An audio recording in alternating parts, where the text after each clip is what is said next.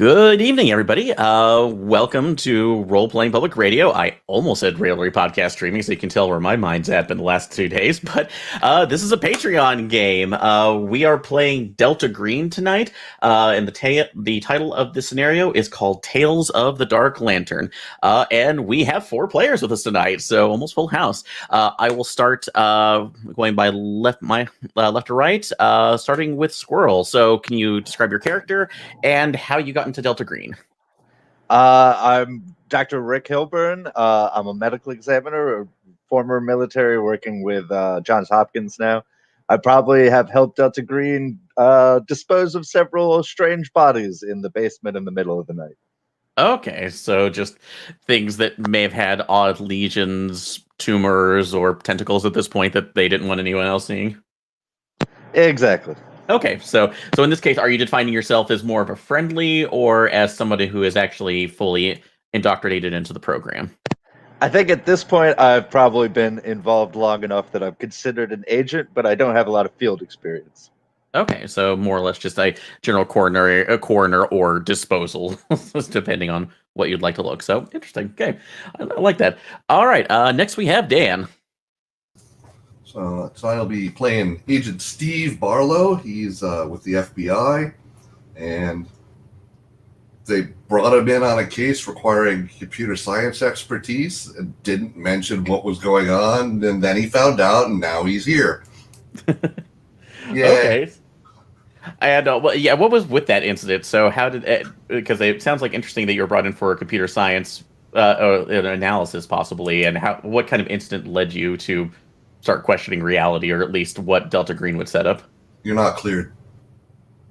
Oh, can you hear me? I said you're not cleared. Oh, you're not cleared. Okay, so I have no idea. I don't remember what I came up with when I actually. Okay, so all right then. So just some odd information. Then there we go. Okay, and it was, and with also maybe I don't know. There was squelching. Okay. But we made it out, so. A lot of journal squelching. Good to know. So, all right. That being said, we'll go to Weird. Who's your character, and how did they get into the program? Chandra, and she was in the wrong place at the wrong time. Totally wasn't trying to steal that stuff dream back there. She got introduced in the program that way. I don't know if she's an agent or not. She doesn't know many of the details. It really does. In loose general sense, there's more out there. Okay. So, all right. So basically, it was something altered incident right during that basically kind of drew you in, or at least seeing something that you shouldn't have. Yeah. All right, so good to hear. So interesting. So, and maybe for this situation, they need somebody else who can appraise certain things, or at least learn to lift them, depending on the situation. If we need to get out quietly, so we'll do that. Excellent. All right, and last we have Scott. Hello, I'm playing Jamie Thatcher, a firefighter. She's a firefighter chief, has been in the force for about 10 years.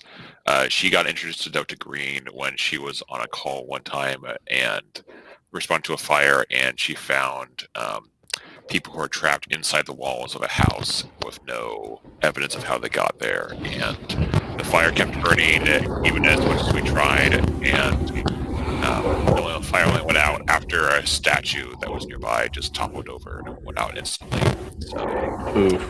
So yeah, that's gonna be a bit of it right now. So interesting. So, and when you say that with no evidence of how they got in there too, it just didn't look like they were built into it, or it's unclear. They could have been built in. She's not sure how they got it looked like they were just inside the walls, and it may have been she's unclear and doesn't want to think too hard about why they would be inside the walls. Okay. So no, that's really cool to hear. So all right, yeah, that definitely would be an issue. So all right, 1 second. I think we're getting some feedback. Okay. Yeah, we're getting some feedback. I'm gonna, we're doing feedback. So, all right, go ahead and keep checking on that word. So, I'll just go ahead and continue on with this. And if you have a question, just let me know. So, all right, but the system, when you are activated, you all receive emails as you are located within the DC metro area, or as are a little on the outskirts of Maryland, that a potential vector item has been discovered, or at least one of concerning ability. A dart that's like a black lantern. So essentially looks like a design from a 19th century one. And 1 second, I will pull up the. Where is it? Oh, did my picture go away? Oh, don't tell me my picture went away. So let's see if I can pull this up beforehand. But basically, a black lantern that seems to be fairly plain, but has some more knurled scroll work is kind of setting up around the edges. It appears to be similar to an item that was lost from a green box back in 1991, but has been missing since then. But as of right now, as far as you can tell, it hasn't from the initial information that was given, for some reason it's not really suspected as being active, since there's been nothing basically odd or supernatural occurring around the area that it was found in, which was a small hamlet called Chesterfield, which is actually about 50 or so miles away from Chestertown, Maryland, near the it's like Langford Creek area going down into the Chester River Basin. So that's where we're kind of setting this up. It is in the possession of a gentleman named Frederick Ames,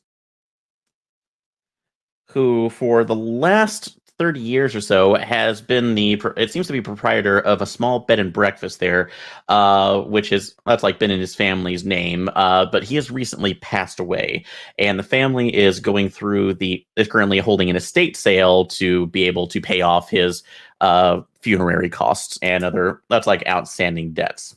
So, and this is how the program essentially came to see this. Given the potential issue that this artifact could cause, the program is enlisting everyone here to basically meet in town. The family is actually hosting people over at the bed and breakfast as part of the cost raising and as kind of an entry ticket into the auction itself. So you all have rooms that are already set up for you there. So, but you've been asked to go in and examine the item, see if it is possibly consistent with the item that was taken from the green box, and if it is, extricate it in one way or another. Your handler has told you that this operation is not a immediate critical one, but they would like you to take care of this as quietly as possible, because given the fact that they do not want anything either potentially activating this thing, if that's possible, or letting anyone else know who might be there to grab the artifact itself. So that's the general information that you're starting with right now. Do you have any questions or any kind of investigations you'd like to proceed with before you head out? Do we have any profiles or information on the surviving members of the family? You can get that. You have basic information there. It looks like Frederick had 2 daughters. I will say, in this case, Squirrel, you can go ahead and name them if you'd like. Melissa and Jessica. Melissa and Jessica. Both have retained their father's last names, so both are named Ain. And they appear to be in their 30s and 40s, so they're adult children at this point. They are the ones currently running everything with the auction. Okay, and one of them would be like the executor of the estate. Yes, actually, I can say. Do you have any kind of what's your score in bureaucracy? I have got a 50. A 50. Okay, yeah. Without a roll, they actually are both they're basically co-executors of Frederick's estate. Got it. Okay.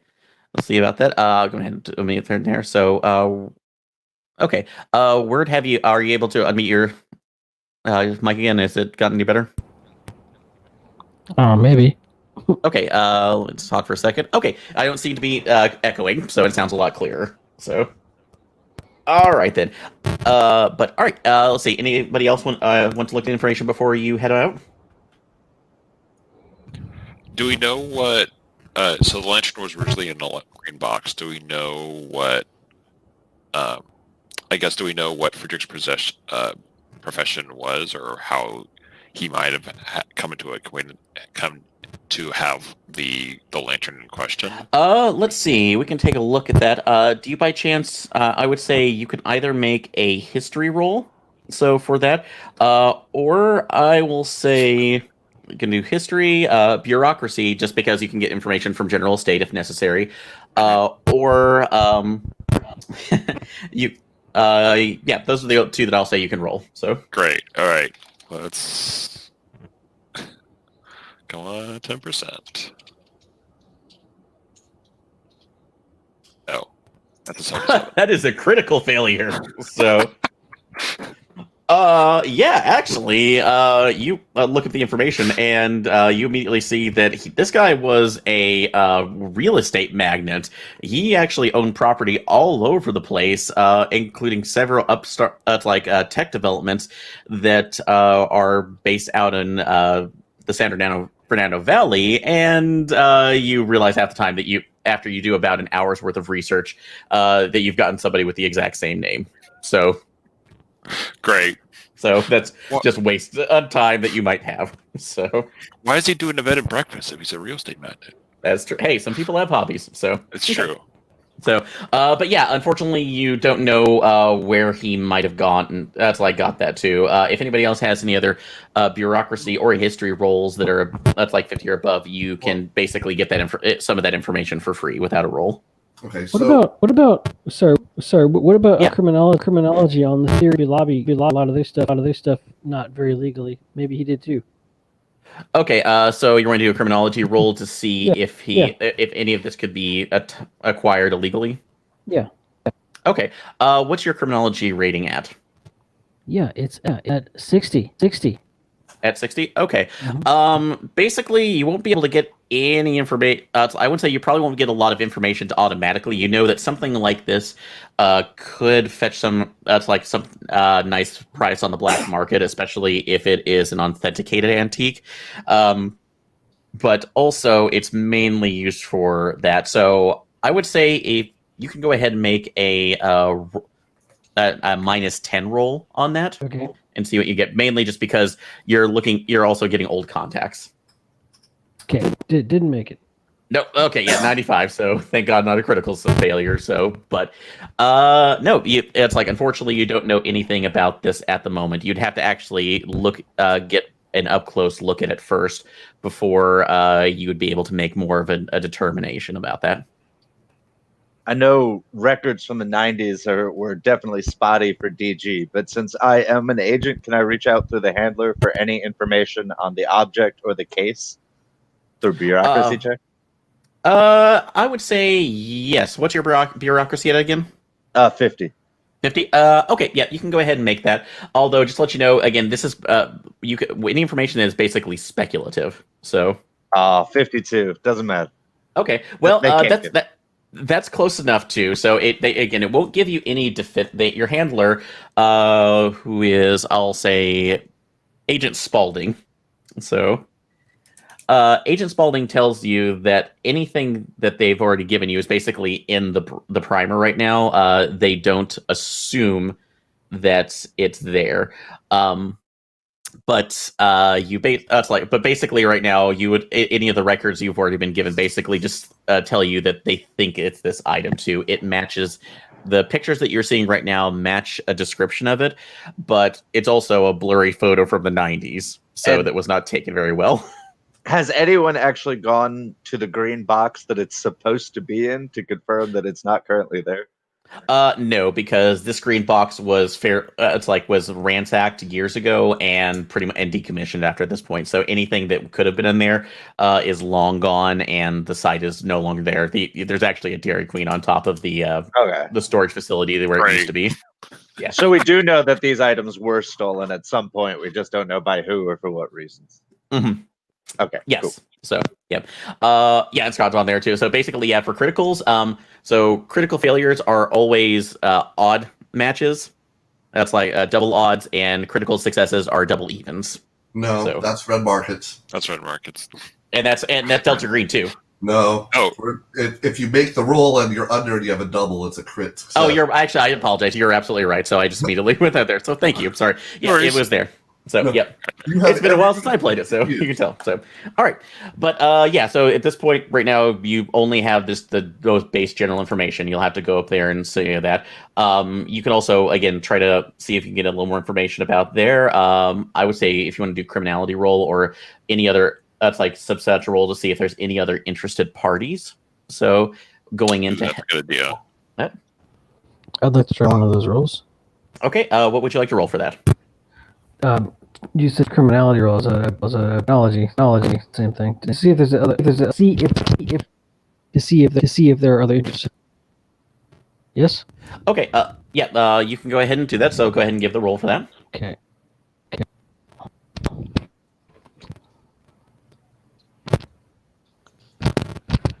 Nope, it's not my friend. Or my phone. No. All right, so at least in the criminal underworld, this 90 over 60.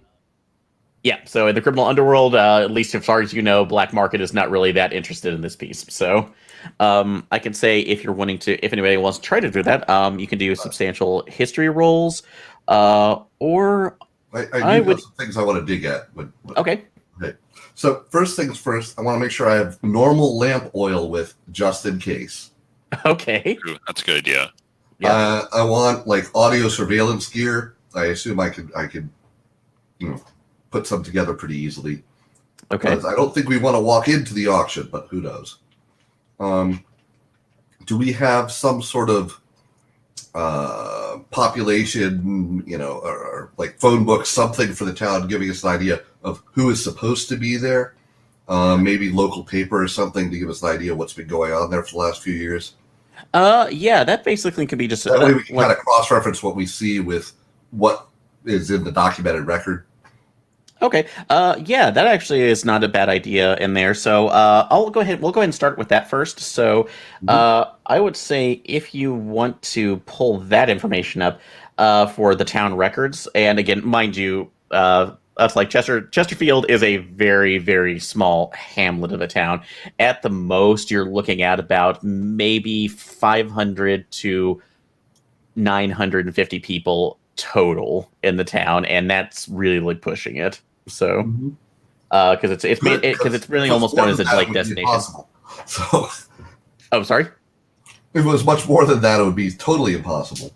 Yeah, so it's like it would just take you more time on there. But let's see. Yeah, because what's your bureaucracy roll, Steve? Bureaucracy is a mighty 40.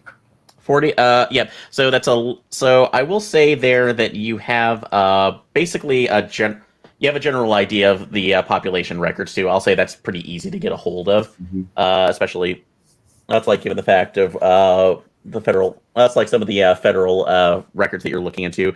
Who are you wanting to look up in this case? Are you looking at Steve at Frederick himself, or his daughters, or anybody else in town? Yep. Anyone that's directly involved with the auction, take a look at the auction site. Is there anything unusual about it? Is it cutting edge? Is it up to date? Is it old? Is it, just off the shelf? What do we got there? Okay. Let's see. For what you're seeing right now, it looks like everything else, just as a cursory glance, everybody else has been in that town for the past 20 to 30 years. It looks like it looks like Frederick, at least the date information that he's showing right now, has been there for the past several decades. So it's not real. It's a family business that has kind of existed out there. I will say, go ahead and give me one bureaucracy roll to see if you're going to cover anything else.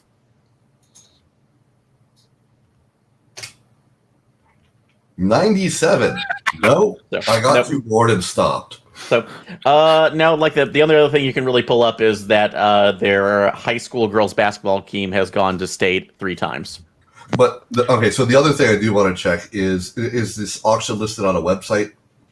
Yes, it is a fully public auction. So the company that it's that website, is it something that these people put together, or are they just renting space on a commercial one? What? They have a professional auctioneer coming in Mhm. So to be able to do that, so it's a management company that's doing that, but it's being done in lieu of working with Ames's daughters.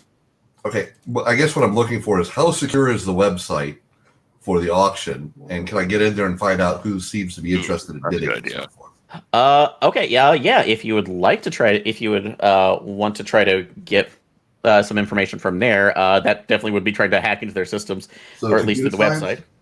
website. Yeah, if you have a computer science role, go ahead and do that. I don't. So I was getting yeah. ready to do that and realized I had a pack. Obviously, I ran out of time. Yep. So that's just about as much information you can get before going in. So but I will say just for free again, you can tell just from the look of it, this is not a site that's hiding anything. So you can tell that they are basically interested parties, and there are some items on there that have gone up for essentially silent auction. Mhm. But you have to be registered, logged in with that to kind of get information, and it's protecting everybody else's information. So unless I will basically allow you to possibly succeed at this, but you'll have to make a con check to see if you exhaust yourself doing it. No, that's fine. Okay. Well, I guess, do we know, is there anyone who's bidding on the lantern itself, or is that... Yeah, is there a picture of the lantern itself? Yes, there is a picture of the lantern itself. 1 second, we will show you this. Yeah, you do see that, and because it's also been put up on Pinterest as well. So in a couple places that are that the company is using to advertise this, and they have and it's basically just it looks like a basic black lantern with a circular face. 1 second. Let's see. It's not going to happen, but can I go ahead and make the history roll on the lantern? You can. Yeah. What's your history score? 20. 20? Okay. Yeah, go ahead and make a roll and see what you can get. So 80. Nope. 80? Nope. So, yep, it looks like a basic 19th century black lantern. So it's made of it looks like some sort of carbonized metal. That's like that is basically patined over the years. That's like very, very rustic looking, but that's about it. So 1 second. Let's see if it'll let me. How about any chance they're trying out more information for the lantern with a 50% skill? All right, for history? Not a history, occult. An occult? Okay, you had a 50% in occult? Yeah. Okay. You can take a look on there and see if there's anything that comes up for mine. So go ahead and make that roll. Okay. Yeah. And a picture of what the lantern basically looks like is in the private chat.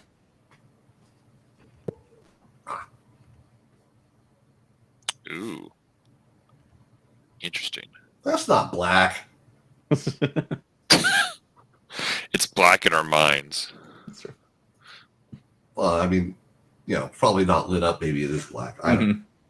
So yeah, it's a little more of that. So looked like so it looks like 93. So that roll failed. Okay. So yeah, unfortunately, yeah, you just have what you have in this case. So the lantern looks like we should join the lantern corps or something. so, not in this game too, but another one, and also that would probably be considered a restricted artifact as well, or something that you would want to get away. So I just think of a Yithian with a lantern ring. So all right, powerful high corruption check value attached to them. Absolutely. So, all right. But that's about as much information as you can kind of pull from it. I will say from what you gathered for that, that there are a couple other sellers that will be at the house. The bed and breakfast itself is not very large. At the most, it would hold probably about 50 guests at most. So are we staying? Wait, 50 is huge for a bed and breakfast. Yeah. So this is basically I kind of think of more of like a lakeside one. It was basically an estate that was converted into one off of the lakeside. So like log cottages and whatnot. Mm-hmm, yes. Okay. So with a kind of a main Victorian-esque stain as the primary gathering area for everybody who is staying there.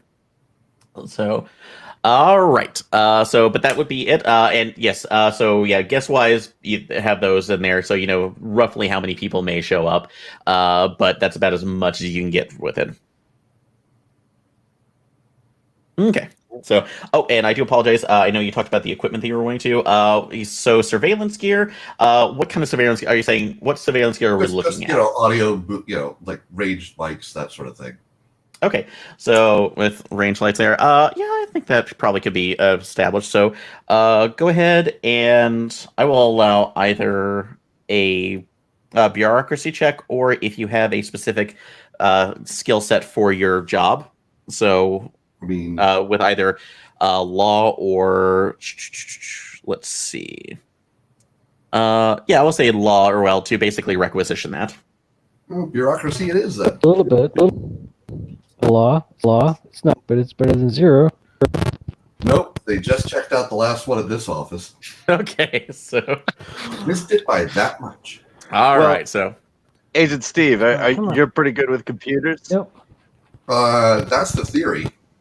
Well, do you want to find out if you can get into the hotel's database and see who's staying there, so we can try to get information on Well, that's the question. who You else said might that be we've already interested? got rooms arranged. Are we staying there? Is that the idea? yes, you are staying there because they want you on site to participate, to observe and potentially participate in the auction if it comes to that.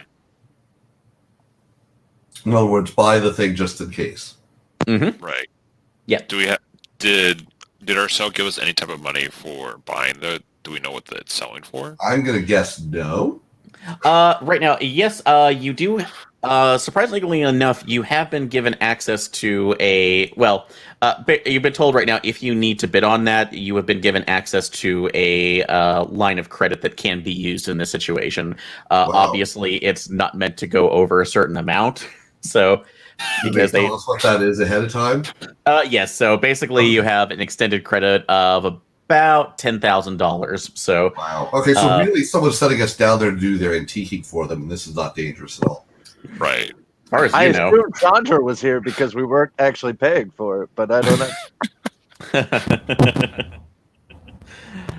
All What if we right. just $10,000 and go in and be like, let's go. Yep. So that's going to be the biggest part of it. So yeah, you're going to have all that available. So yeah, if it does have to be on teaching right now, that's all it is. Alrighty. But yeah, that being said, if there's something else, I will also note Skeptical. that you can go ahead and get regular lamp oil. That's I won't even say you have to make a roll on that. Stop by, Lowe's or something. So that is not. Actually, do they have any replica lamps that are sort of, kind of, even vaguely look like that? I'm gonna say that's a luck roll. So, That's a good idea. That's one fair. sec. So I will roll that myself. Okay, low. You want a low roll? Okay. Let's see. 1d2. Yep, there you go. So no, I'm there is sure I have nothing. the perfect replica. No, everyone else looking at it goes, "What are you thinking?" No. Yeah. So There's a It's frog. on it. black. You got a red lamp. and it's shaped like an owl. Yeah. So that is sorry, not today. So, but you might find anything else on the way. So, all right. I'm just counting on getting all the bad stuff out right now. Okay. So that being We said, haven't made any rolls that I've seen. yeah, hopefully that is the case. Sometimes DieSpot's going to be your friend, sometimes it's not. So, Dicespot is never your friend. It just wants you to believe it is. yep. So, all right then. So you are all heading down there. Do any of you know each other, and are any of you driving together? I thought you said we were all in the same cell. Well, basically, you have rooms there. So at there. So No, you've been I booked. mean like the same DG cell. We therefore knew each other. But is that Okay. the case? I'm confused. Cells can Yeah, sometimes at least vaguely. will be brought together at the first time. So, so I'll you can. assume that I've worked with Agent Steve before, and the other two are new to me. That seems right. Yeah. And I may be familiar with Chandra. The whole firefighter angle, it's like, cool. Welcome to the team. Yeah. It's like, I'm not sure I'm Yeah, here, I but they have- called me in. Hope we all get to go home. It's one of those jobs. Yay. Yeah. It's safe. I have to already be familiar with at least some of these people, or I wouldn't go for it. Yep. Good. So, excellent. So, all right then. In that case, you can dry yourself or say you're together right now, but it takes better part of the day. But you all arrive in the afternoon, over to the Chesterfield Lakes. That's like Lakeside B&B. You can see that there's a lot of auctioneer signs. There's a trailer off to the side for the auctioning. It's like auctioneering company. Fast Talkers Inc. That's what we'll call them. So, and when you check in, you actually see that there are probably about 20 other cars there in Very One, and it seems to be pretty busy. The house itself, like I said, the basis of this is that there is a pretty large mansion-esque Victorian-style house in the center that has access to the back docks or piers that are they actually have small watercraft along the edge, mainly the smaller boats, along with rowing and a couple kayaks. So, and then spread out kind of around the edge are different B&B cabins that are there. You do see people that are walking in. It looks like the main building actually does house some guest accommodations, but that seems to be the main hub. And you do see people that are moving stuff in and out from some of the trucks right now, getting ready for the general auction. The main showing of all the items will be tonight, along with a little gathering, and then the main auction will begin as of tomorrow. So, with that, you can go in, basically check in. Are there any notable cars in the parking lot? Anything particularly unusual or unique? I mean, it's an antique show after all. Yeah. Let's see. So let's see. Everybody can. Roadshow here? Yeah, I was about to say everybody can make alertness checks if you want to, or something. Sure.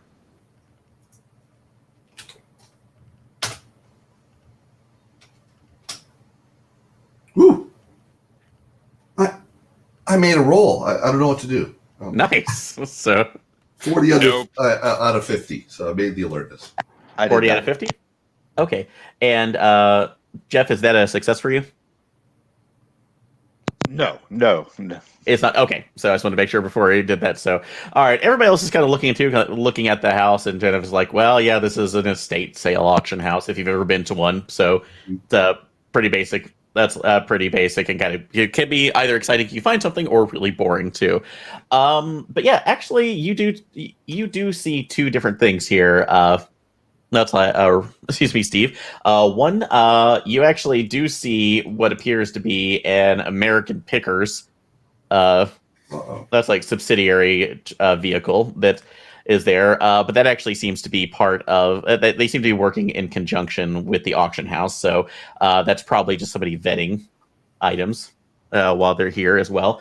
But one thing that kind of catches your eye, which is a bit odd, there is a very distinct black SUV that's parked not like very far away from the other cars, but definitely kind of keeping the space from it. And if you look around there, those are definitely federal license plates.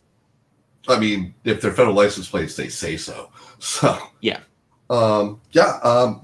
Take a surreptitious photo of the thing on the way in.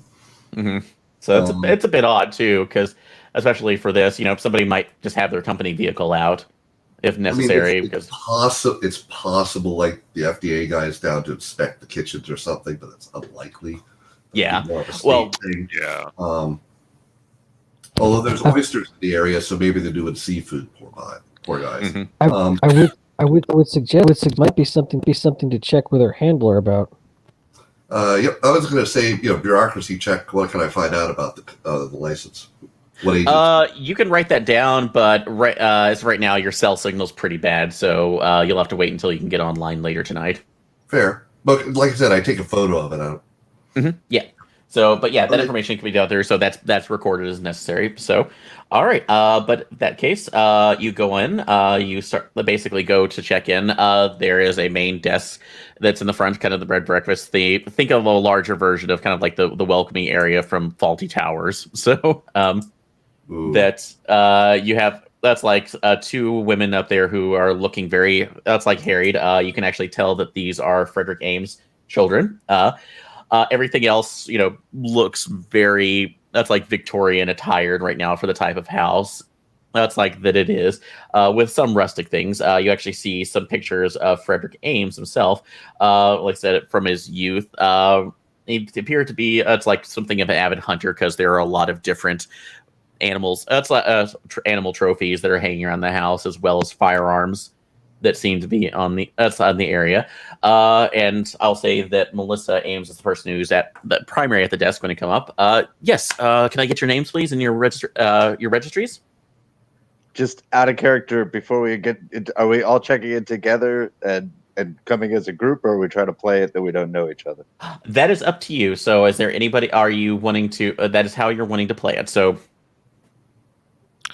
I kind of like they don't know each other. Or at least I'd like to check in separately.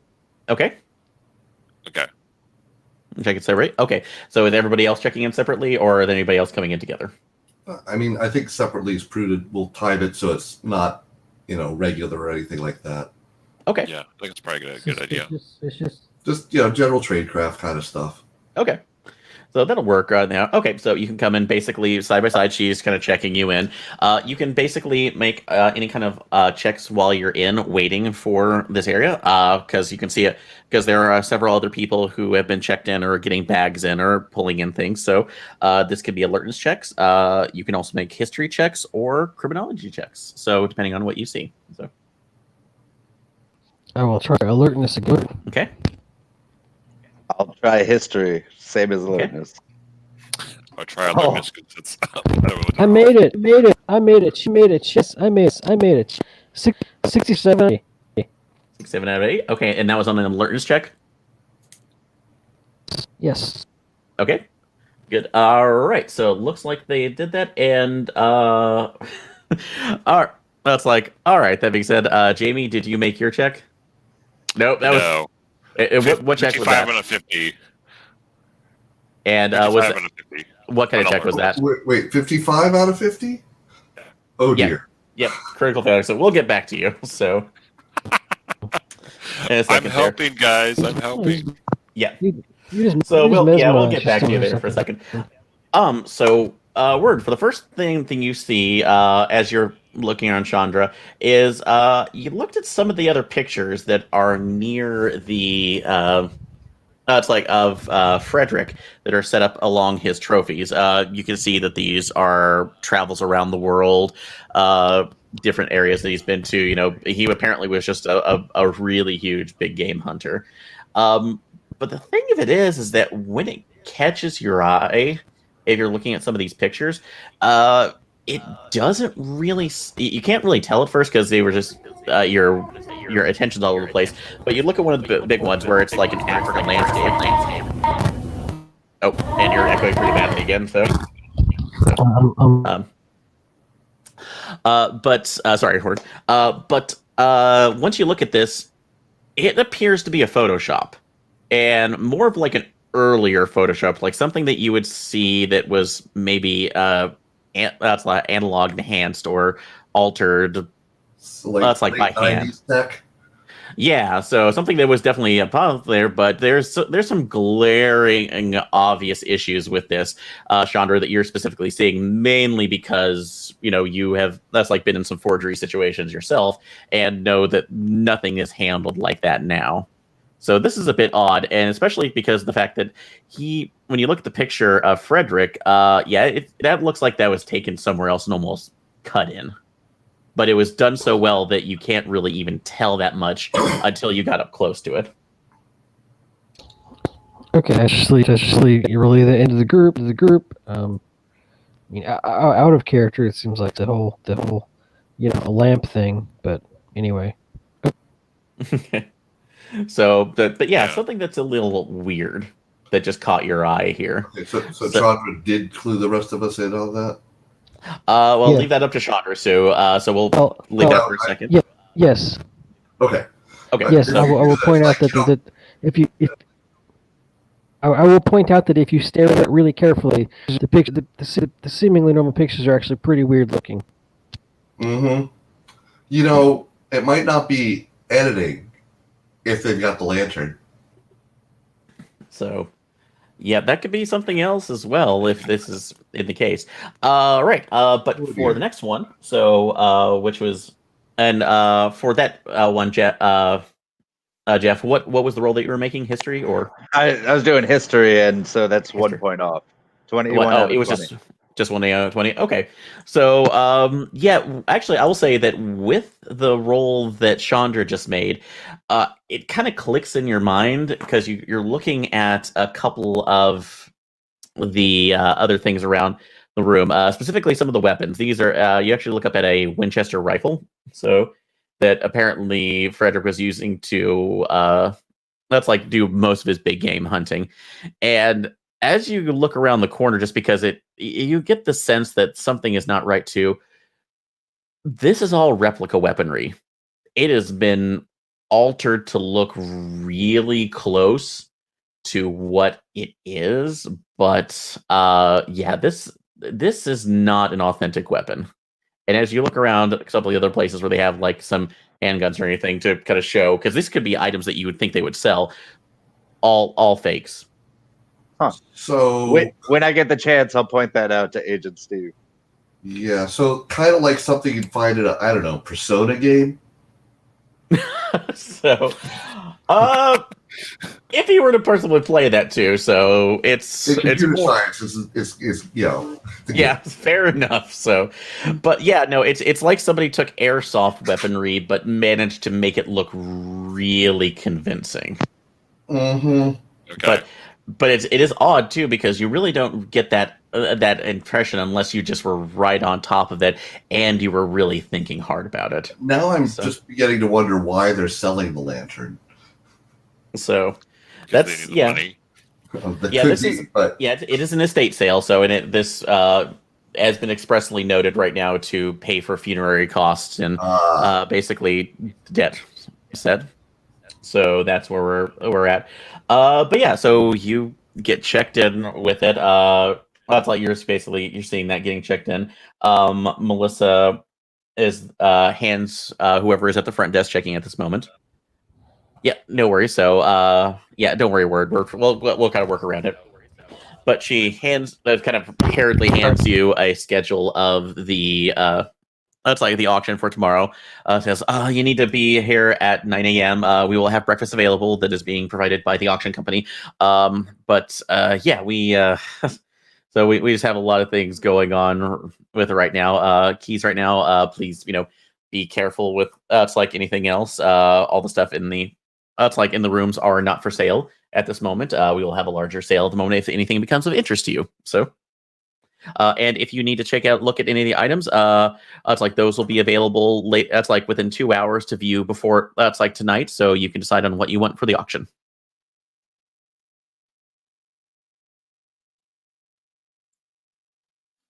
Okay. all right, sign up for what? For the food? No, you can take. It's like basically you can come in to take a look at the items that you would like to buy tonight, later tonight. So, like put your name down as interested in bidding on them. Mm-hmm. Yes. Well, I'm so sorry to hear about your father. I mean, with this estate sale and all, I imagine you guys were close, and that this has been a very rough period for you. It is. So there's a lot to deal with, especially in this. But we're dealing with it as the best we can. Are you and your sister here taking over the business, or? No. Just there's too much to run. We have our own lives to take care of. So this was Dad's passion, his little getaway. So like it's like so we want to honor that, but we're just kind of moving forward. So and putting things to bed. So let's see. Do you have let's see, human? I do not. Well, not at anything above base. Okay, so persuade. this would be more this would be to hear something else. So I would say since you're the one talking directly to her, I'll let you do an alertness roll at a -20. Well, then I cannot. That would be 0. Okay, so all right, so that's I'm not very aware or charismatic. So okay. Great. Go for it. Yeah. This is fine. It's fine. I'm just up of the conversation. Okay. Just Well, I would jump say in. if you would like to, I will say that you're basically in range to hear this if you'd like to. So, because you were looking at the paintings earlier. What is your human at, Weird? 50? Yeah. Okay, you can do that at -10 basically since you're on the edge of this. So go ahead and make it. We'll see what happens. 84, not so much. Okay, so yeah, this is just a daughter kind of getting things ready. So and closing the chapter on her life. I was So- just trying to drop hints to her to see that, like, say that, like, I was here because I'd come to this bed and breakfast before as like an escape, and that I knew her father, hoping that she's not particularly close or had spent time here before. Okay, so if you're trying to kind of do that, let's see. I would say, yeah, that's gonna be a persuade check if you want to try to get more information out of her that way. All right, I'll make that. Let's see. Hey, 26 out of 40. Oh, Nice. so she kind of looks at you for a second and says, "Oh, I didn't know that you were you had a registry here before." So, but we only came here, only so often too. Before when Dad really made the place, it's like it was something of more of a later in life project too, especially after his main livelihood went away. But that's all that's all in the past though. So he did his best to try to fill his life with something that was meaningful to him. He never mentioned a previous livelihood. What was he involved in? He did a lot of traveling work, so he never really told us that much to with what he was doing right now. He said he was an airline pilot. I knew he could fly, but some things go away, and we won't never really know much about that. Traveling work, fascinating. Surely you can tell us a little bit more. Persuade. So, well, I really like to, but honestly, I'm sorry. There actually is, like, you see 3 other people get up behind you. I really need to get everybody else checked into. If we have some time, I don't mind being able. It's like talking to you later. So, but here are your room keys. So we'll see you at the item viewing soon. And she leaves. Of course. Thank you so much. But I will say that if basically for the human that you have previously, yeah, you can obviously tell she's avoiding something. Right. I was trying for a persuade check. Maybe we'll run into it again later. Possibly. So we can do that. All right. So you have the keys here, so you can go to your rooms. You can try to do any other research checks while you're here. Basically, you could get. It's like they do have an internet access here that allows you to research back. It is an. Oh, I got a crit fail for my alertness. Does that? Yeah. Just not find anything, or what faux pas do I do? You don't worry about it. Don't worry about that. So. Cool. Don't worry about that at all. So you just don't notice anything, and you're very, very, it's like enamored with all the decorations that you see. The ceiling is very pretty. Yeah. Is there a book of the auction items or something like that? That is going to be available later on. So everything essentially is listed on the website. So, Okay. But they'll have that's like essentially the full catalog within the hour. So, but between that time, you can either look around the grounds. So you could try to get in to see if you could look at any of the items, or basically get a closer look on the lantern itself. Again, if it's what you're looking for, you could try to just abscond with it. But you're supposed to keep this investigation as quiet or at least above board as possible. So The replacement scheme would have been great, but so no, it possibly would have been so, but that's also very difficult to pull off here. Absconding, fun. Like I don't want to ruin things though. I don't know. Okay. Nope. So yeah, try Is to. there any way I can? Sorry. Is there any way I can just wander around and case the joint or something? Absolutely. So I was going to say you do have a couple options. You can look around the main areas, including the docks and every place, to see if you find anything else. You also do have that one federal vehicle if anybody wants to take time to research that. So yeah, I will. You do the research. I was actually curious just to check and try talking to our handler. So we have one we can talk to.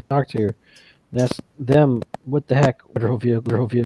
Well, I make a bureaucracy check to find out what agency and if possible, who has it signed out. Okay. So, all right. I make the check. I rolled a 12 out of 40. So Nice. Okay, and was that a bureaucracy check or what Yep. were you rolling? Okay. Bureaucracy, or if you like criminology, which is actually higher, or Let's see for that. Yeah, that would probably be. I would say go ahead. That would be either. Yeah, I could say bureaucracy is fine since you are in the federal agency, so you can link on that one specifically. So, but I 1 second am going to go ahead and make a roll, and that's like go ahead. That being said, Steve, high or low? Would it matter if I said I also logged into a VPN first? High or low? So, Oh, low. okay. Holy shit! Holy shit! So yeah, okay, yeah, That is a 0, right? Not a 100. that is a 0. that was Okay. a 1D0 though. Oh, it was okay. Sorry, I thought I put 100 on there. So that's amazing. So let's try that again. So Oh, yeah, that would explain it. that's fair. There Okay, you that's go. good. Still That's low. all right. So that was I had never seen that before happen. So that was just one. Anyway, Learn one cool trick to roll. it was so. But yeah, no. You could. That's like you researched that, and you were getting that information, and it appears to be that this vehicle. That's like is not. Oh, what was it? So, is being registered out of the Department of Homeland Security. So, and That's the person. department, but what agency? So yeah, so that at least out of the department right now, it appears to be that's like one out of the FBI itself that came out of Langley. So at least that's what's registered. But out of the Homeland Service Department, it appears to be set to a under essentially an assistant to the Secretary of Defense. Wait, what? Okay. It's registered to a Secretary of Defense. Well, it's registered to the FBI, but it's being Department of used. Homeland Security, and originally it was an FBI vehicle. Yeah, and it still technically is an FBI vehicle. You realize somebody is doing a lot of really dirty pulling to see. It's like to basically. It's like make it look like somebody else way more important is in here. So, or to kind of keep lower tabs here. So, you have an idea that maybe somebody is looking for something they shouldn't be. Well, I mean that's us, but yeah, okay, fair. Yeah. Spalding is going to be busy. Can I also reach out and see if we can get through DG? Any flight paths or import-export license ever filed by Frederick Ames? So, that's going to be for that. I'm definitely going to say that's that's more of a SIGINT situation or bureaucracy, depending on if you're trying to get flight data, especially with basically see if they've ever pulled anything off for import-export that they shouldn't have. And that's going to be a longer research role, an extended research role. So you can do that this evening if you'd like, or you could just go to the room and do it now. Well, I was just going to say, can I reach out to DG and have them do it and get back to me whenever they find out? And so, well, yeah, I'm gonna say you can do that, but what's your bureaucracy or SIGINT level at? Bureaucracy is 40, SIGINT, or 50 for bureaucracy. SIGINT is 0, It's 0. Okay. Yeah, that's a really hard thing to pull up right now, especially if you're doing the rolls. So, yeah, that's gonna be at a -20 to convince them. So, Okay. Hey, And it worked. good grief. All right. So, it's gonna take some time. Okay. But they can get that information. They will try to get that information to you a little bit later tonight. But the more this is about this is the general observation. Excellent. So we'll do that. All right. So can I don't know, remotely access the GPS of the Fed vehicle, see where it came from? Uh, Or you know what? Do the walking around the parking lot, peering in the windows thing unobtrusively. And see if they left something stupid in there that we identifying. I lost my cell phone in this car. Okay. Not that identifying, but it's like I don't know. Okay. Let's see. That'll be a bit difficult because the windows are pretty tinted and blacked out. That's so So skip that part of it. But yeah, GPS access. Okay. For that, so I'll say computer science. yeah, that'll be computer science. But I'm going to say that's also, but you're also, if you're willing to literally hack in there, that's the even more difficult one. So that's at an equal -20. Sure. So, all right. So I'll have a 30. It's worth a shot. Sure, go for it. Nope.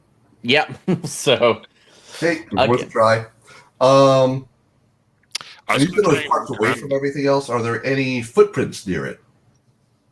let's see. Not that that's like let me take one more luck check. So we'll see if that happened. Because this is essentially this whole area is kind of grassy / gravel. Yep. Going forward, since you have areas to the pier. So oh, and I forgot that. So let me try that again. High or low? Low. Okay.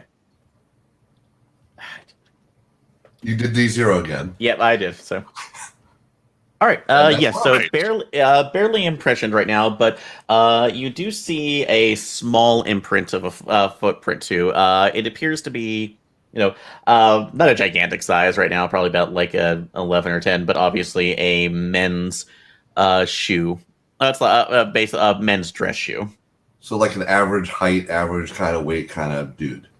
as far as you can tell. Yeah. So from that, Right. but unfortunately, there's not enough of an impression on it to be able to get there, since this is just. That's more than we had. Yeah. Yep. All right. So, Chandra, you're saying you want to do an awareness check around the area? Oh, Chandra, is there? Okay. Yes. Alert, or criminology, both, whichever really. It's a shame we can't like mix skills together. But anyway, yes. I would say alertness instead. Yeah, fine.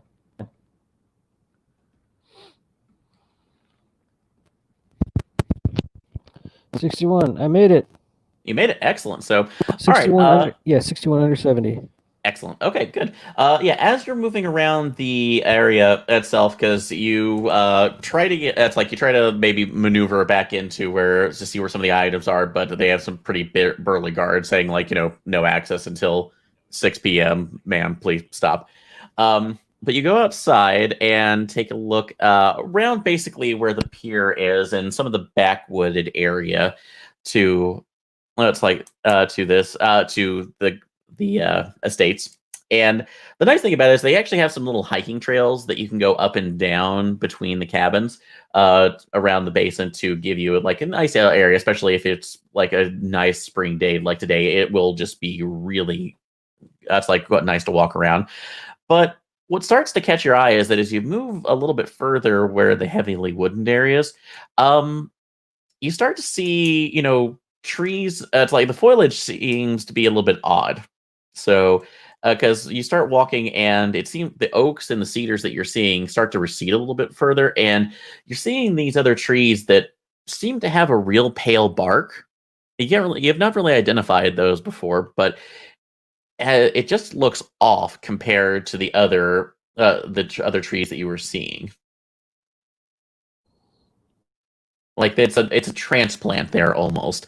Like it's something that isn't naturally growing there.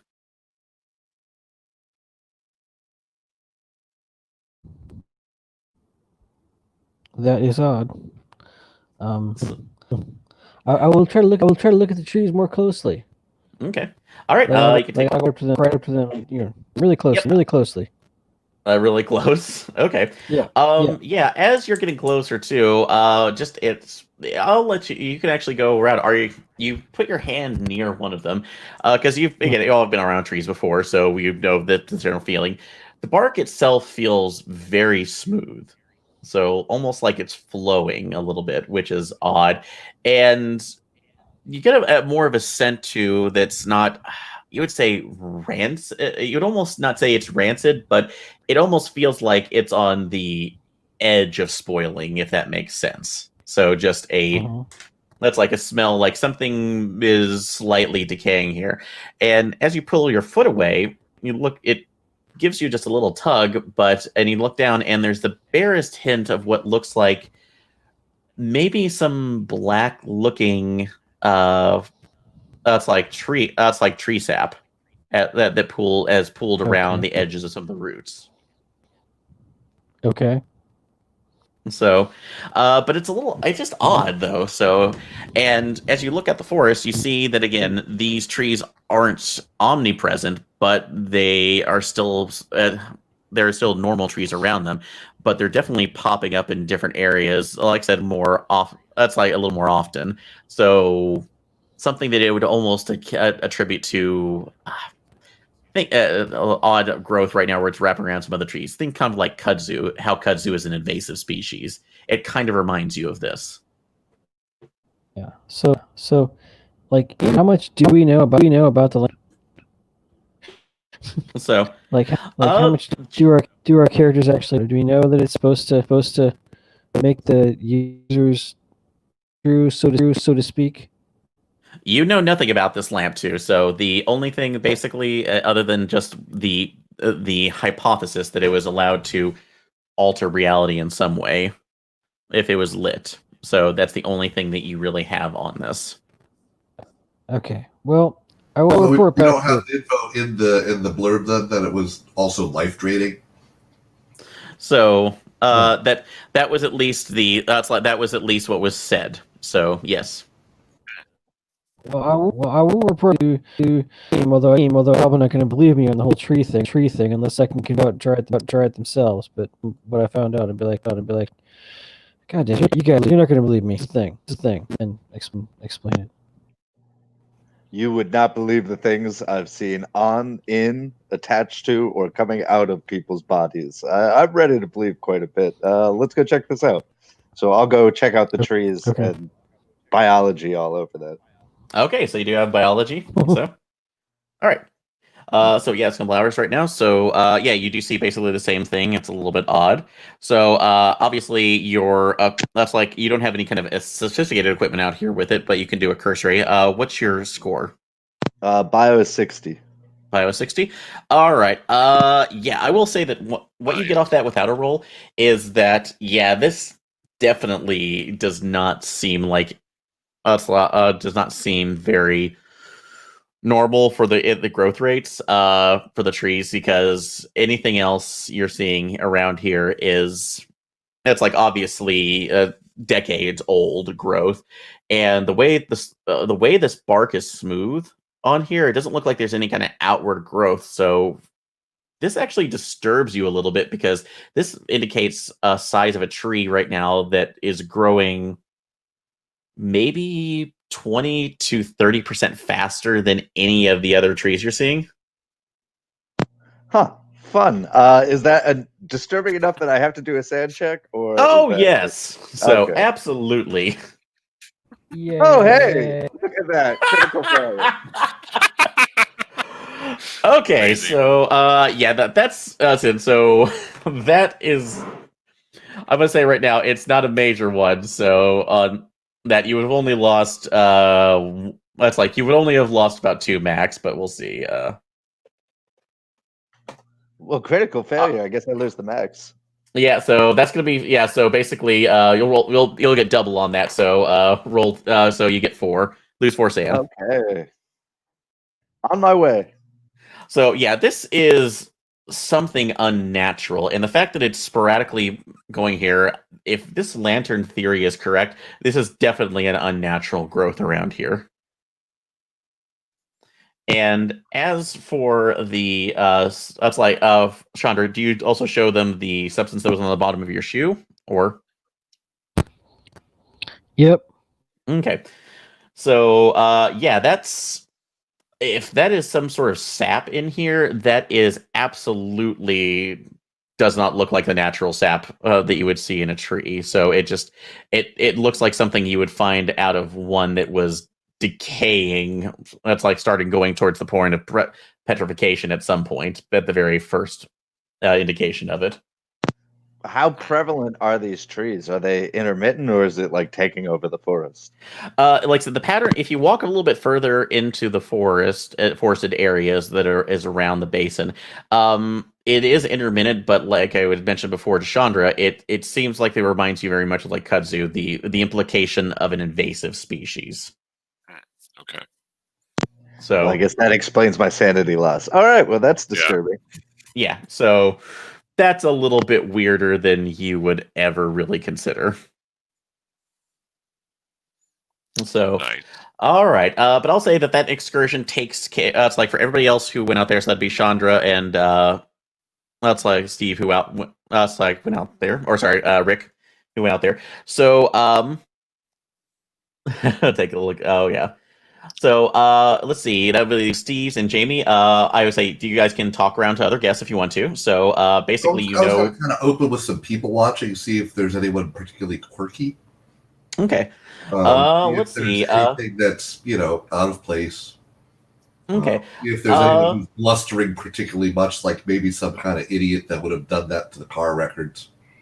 Okay. So, let's. Oh, for the federal car. So yeah, okay. It's like what? Wait, DOD no.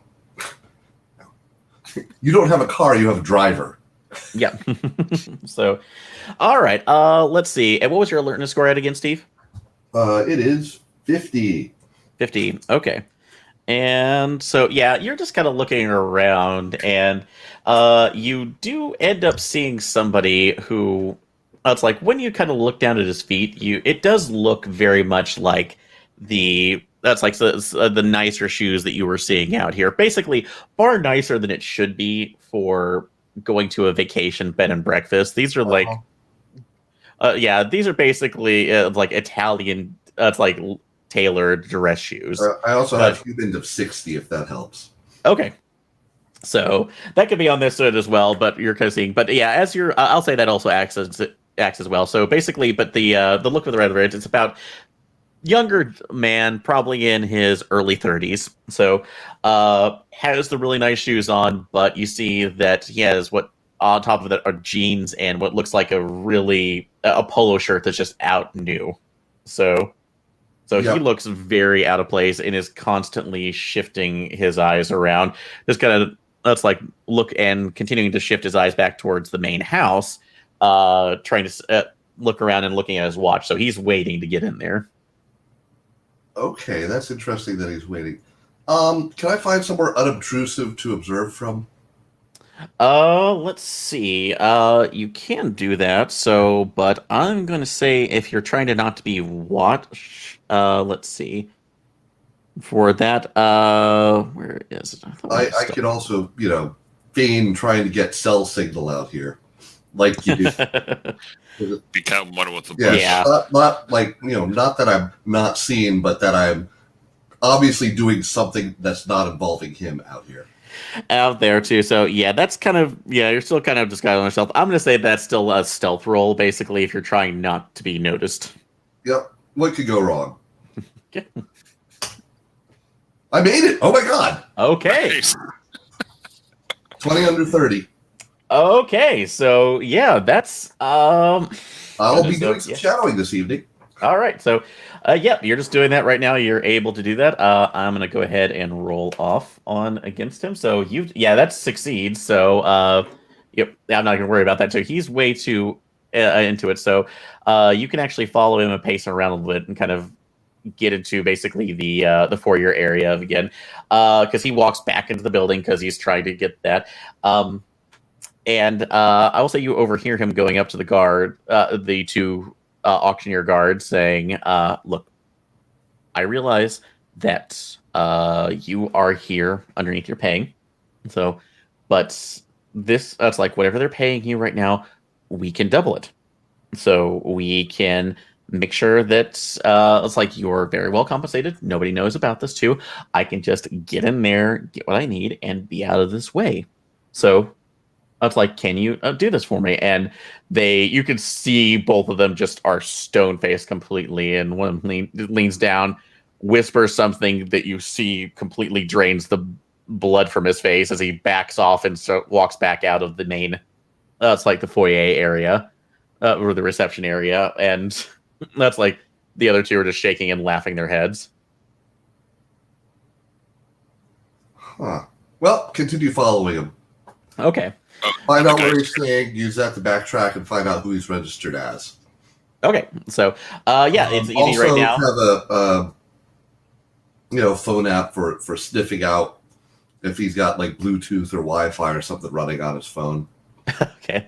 Yep, you can do that here in a second too. I'll say easily enough too. What you could probably do is you do track him back to his room number. So he is staying in cabin 15. So he is. The eyes of cabins. Yep, he is over there. He's over there. And again, you could probably it is easily found. So you can get that information a little bit later too, while you're watching that. All right. And finally, we'll go back to Jamie. Is there anything else you're doing before the evening? I was going to try and walk around the B&B and go like see the general auction area and the cabins and see if there's anything that looks suspicious. Okay, so When I get a moment of downtime, I'll text everyone else on our burners. Okay, so yeah, that information will go around. Thanks. As is. All Thanks. right. So you could go ahead. Do we have a name for cabin 15? This whole B&B. I feel like B is suspicious. So the breakfast portion of it not being available.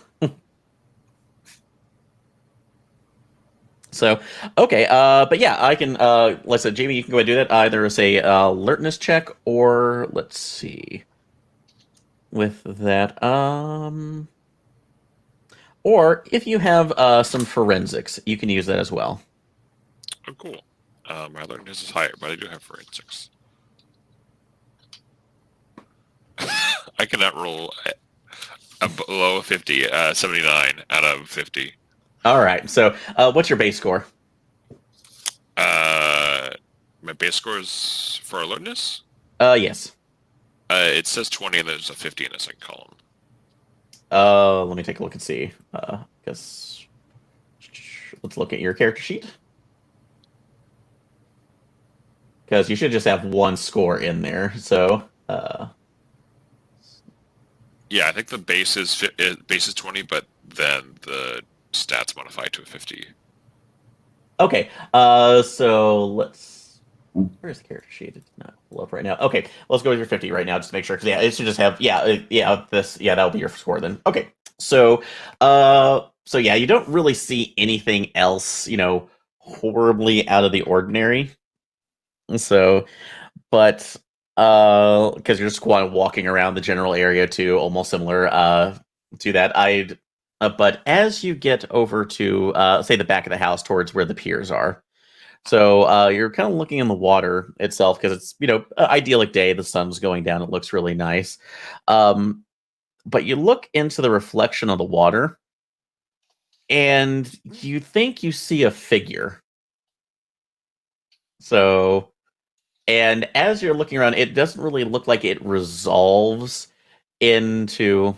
It's like it doesn't really look like it resolves into like a human figure itself, but it's just more of a shadow. And you swear for a moment it looks up at you, and then you shake your head. And as you look back down, you see that the only thing at the bottom there appears to be just some log that fell down there with a couple of other branches. It's something that it looks like it was put down there as a fish habitat.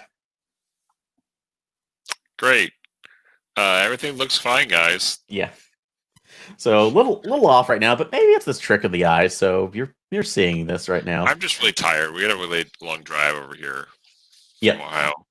Yep. So, but that being said, so what? That's like, who are your top 3 bonds? My husband Derek, my firefighter crewmates, and my best friend from volleyball, Robin. Okay. So as you're walking away, so one thing does come to your mind. So because you have your crewmates, are there any crewmates that you've lost? Somebody who it's like that is that may have died in the line or just had something happen. Yeah, one of my mentors, Philip, used to be. He recently passed away a couple years ago. Okay, so that was that due to an accident or just natural causes? Yeah, we were going on one job and there was it looked like the house was secured and then there was backdraft and the explosion killed him. Oh man, so yeah, pretty high on there. So yeah, that's at least a rough one. But in a moment of thought, your thought comes up to your head how much he liked fishing, and this area would have would have just pleased him to no end. Mhm. And that moment, he just kind of filled with this. It's like this scent of this, sickly sweet rot. And were you around were you around the trees? So when everybody else found them. I think I was doing something else. But Okay, so all right, so in that case, you walk a little bit and you almost run into one of these odd little trees that seems to be growing in the back right now, almost face first. And again, everything kind of convalesces in a moment of that memory. So go ahead and take us sand roll. Okay.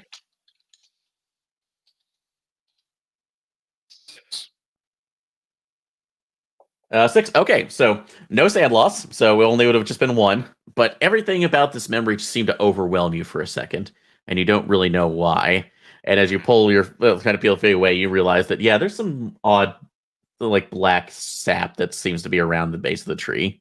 Gotcha. So, but like it was that memory, like it's something that just kind of like came out of nowhere, and like was very vivid about having exactly. Like, it's just it was something you've not thought about in years, and it just kind of hit you like a truck.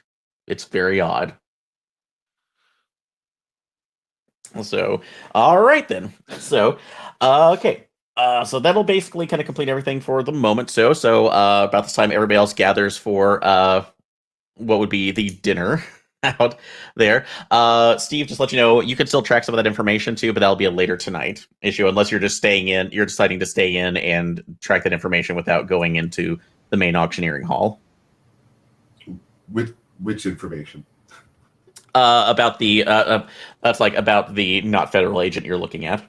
Oh, I mean, I would have thought I could figure out his name but just Okay, so so you can track that on there. So basically it's still trying to hack into that information, to basically pull out all that information together. So if you want to, because you also do a social engineering thing. So who's controlling the registry? So the registry itself, is it a computer registry or is it just a book? So everything else is all the information is online, basically. So it's like everything that's being sold is listed on the site. Right, but I'm talking about the people that are staying at the site. Oh, are you? So you're talking about the people? Oh, yeah. So I apologize. So I thought you were about the auction. I know that I know his room number, basically. No, everything else here. Actually, yes, I do apologize. That's like everything is being taken care of. It looks like on Melissa's personal laptop. So fantastic. I'm betting the security on that's great. Maybe, depending on what you do. Well, is she the younger sister? She is the older sister. How old? She is 35. How married?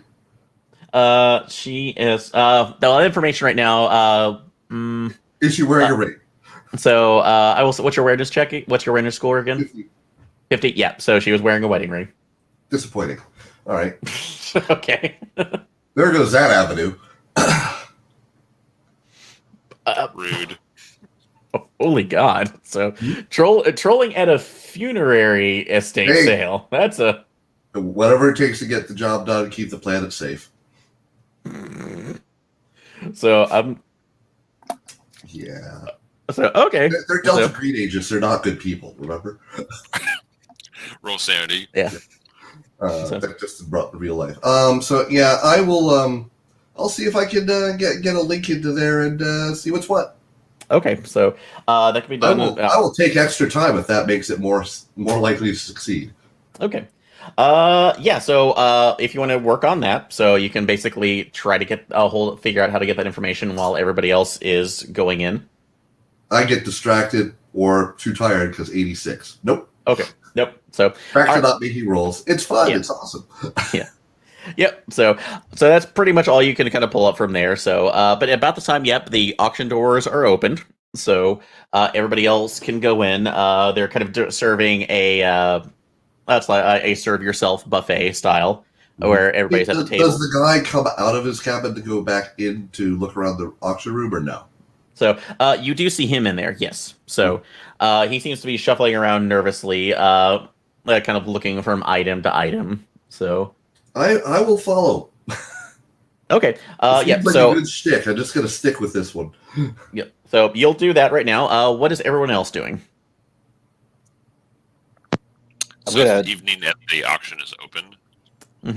Yeah. Basically, the auction won't start till tomorrow, but this is allowing everybody else to see what is available. So. Oh, sounds like more casing the joint. I want to steal something. I'm not really gonna steal it. I can't my instincts. Like I'm not actually gonna do. I'm just gonna pretend like let's pretend I was gonna steal stuff. Need to know. Okay, so you're kind of looking in there. All right. Alertness or probably more something like yeah. What's the way to steal things? What's the most valuable things? That sort of thing. Where's the all just whatever I can get from type of stuff. Okay, so are you just trying to see what would be like the most valuable or what somebody might be going for? Yeah. Okay, so all right, you can do that. Wow. So all right. Criminology? So well, all right, so go ahead and make your roll there. Okay.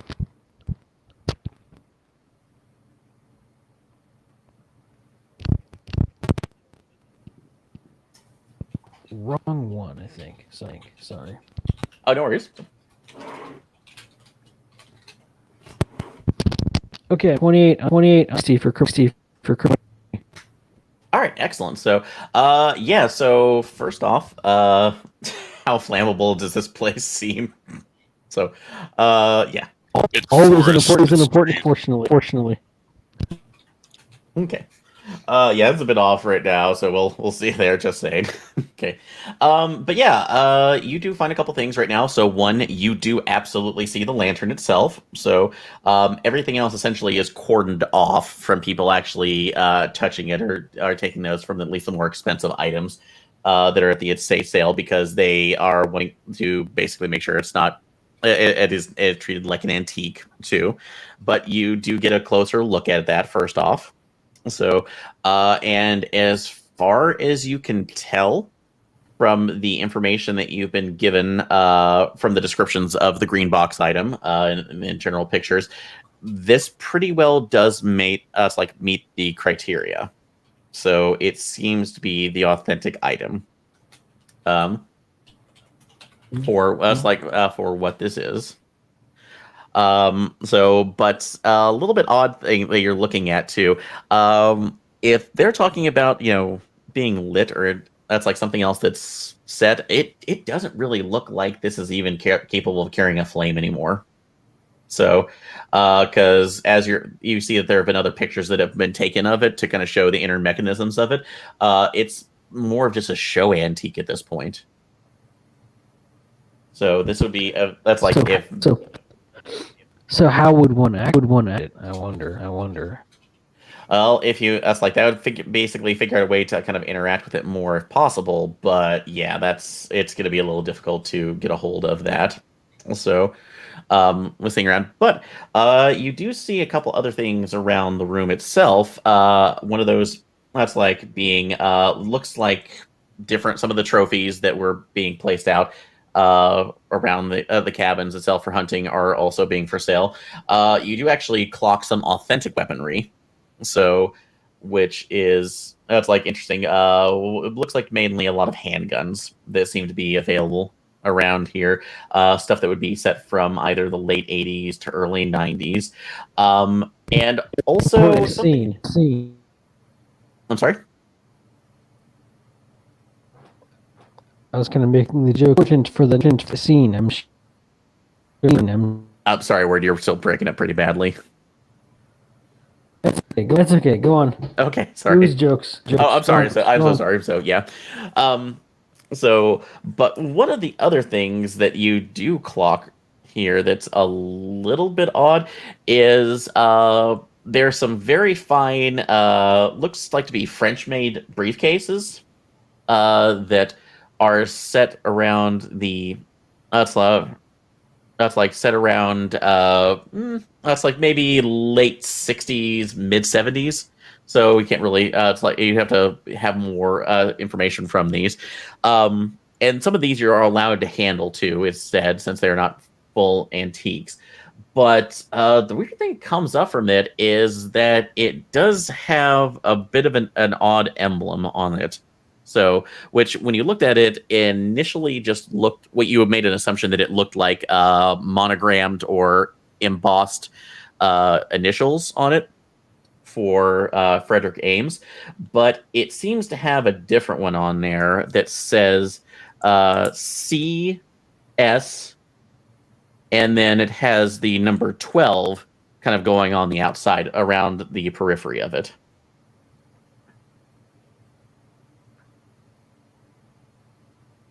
And what object is this?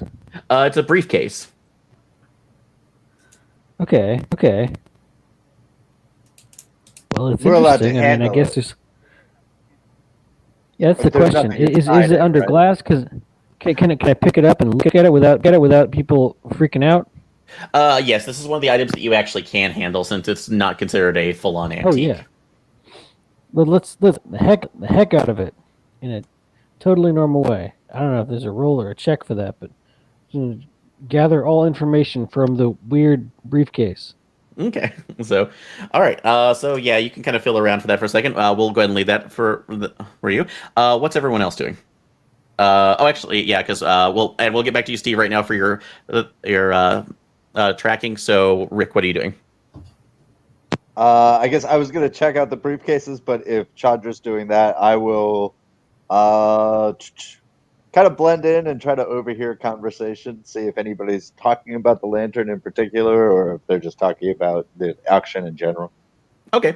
So when you're kind of going back and forth, most of this seems to be, you realize a lot of the people that are here, seem to be mostly just other antiques auctioneers. So, they're kind of going general business. You actually see one of the people from like the official American Pickers, company just kind of going over general and saying like, yeah, no, this is from a, that's like, it's like mid 19th century. That's like oak stained.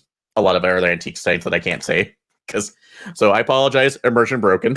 So There's but, no like commonalities between the antiques in terms of where they're for origins or history or anything like that. yeah, as far as you can tell, a lot of the really older stuff there seems to be just, odds and ends that he might have collected too. Like there's several old tractor spoke wheels that have been restored and have been more, looks like they were an outside placement. There seems to be antique antique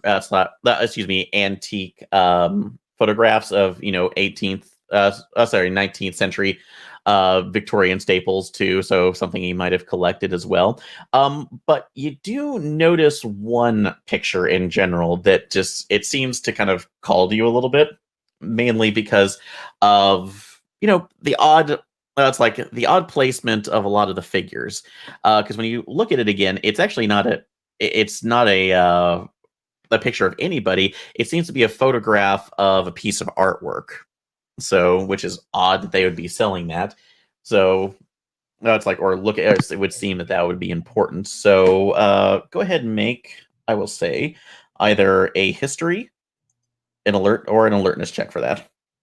Same amount. So, hey, all right, I got it. 2 out of 20. Okay. 20. So, Nice. all right. Some of these you're allowed to pick up since they're basically framed, so they're not really worried about that since everything is encased in the glass there too. But yeah, you look around it, and you actually see that it is a picture of like a close-up picture that somebody took of Monet's water lilies. So it's like, why would you do this right now? This is hiding in there, and then it kind of clicks in your head that looking at this just for a second and pulling back out, it's an impressions painting. You kind of think about the way you would pull it out and you see the full picture of something. Mm-hmm. And as you do, you look down in the frame and there's actually a key in there. Basically, if you hold it at an angle, you can see that it's like that there is a key underneath it in the frame.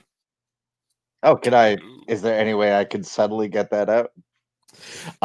So to do that, Shake the painting over your head. yeah. So, oops, broken here. So, let's see. For that, I'm gonna say you can either do Let's see. They don't have any kind of for the professional ones. I would say, having an art skill in that to basically take it out would be there. Or I will say this could just be a pure dex skill roll to do that without getting caught. I guess I'll go for the dex. Okay. Nope. 95. So you seem to be, yeah. So you definitely try to fiddle around with the back of this there, and at that point, one of the other that's like one of the other that's like auctioneer guards come over to like, sir, you're really not supposed to be manhandling any of the merchandise. You can do that after you pay for it. Apologies.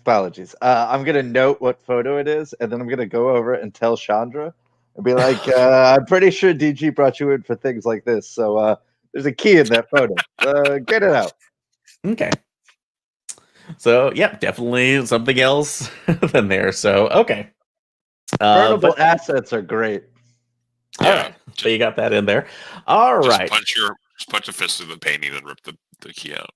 Okay, so you have to do that. All right, Steve, you were still tracking our friend around, correct? Yeah. So what's Renfield up to? All right. So it's kind of funny that we should have mentioned that now, because he actually, that's like, when you look at him, you actually do notice Rick fiddling with a picture in a frame, and then being told off by a guard, and that when he does that, that other person just stiffens immediately. And you see him staring straight over. That's like straight at Rick, and then takes a sigh when the guard forces him to put the picture down. So he's interested in the picture and the keys. What you're saying? Yes. So it seems like that's where his attention is at. Sorry, when you're saying that the person is this Rick who's like whispering people in something in someone's ears, or is people telling him off for like him being a newbie? This was one of the guards was basically telling Rick off for trying to shake the key out of the frame. So gotcha. So that's what it is. So basically, nothing more suspicious other than stop doing that. If you want to screw with it, buy it.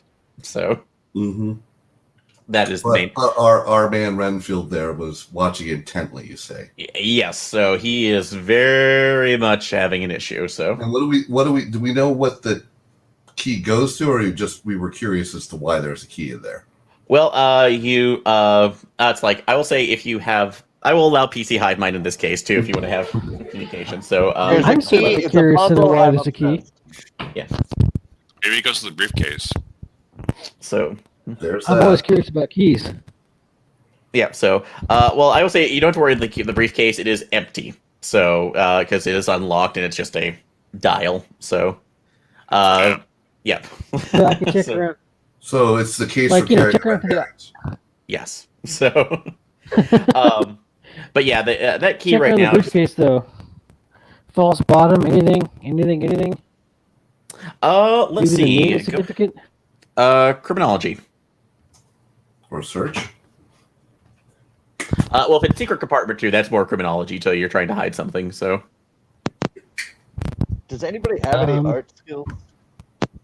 Let's go back to 5. No. I'm really good at navigating. How odd. And demolitions. If we need demolitions, hit me up. And Sigurd, apparently. So I rolled by 5, so no. And I have no art, sadly. okay. So I'm 100% art ignorant on this character. All righty.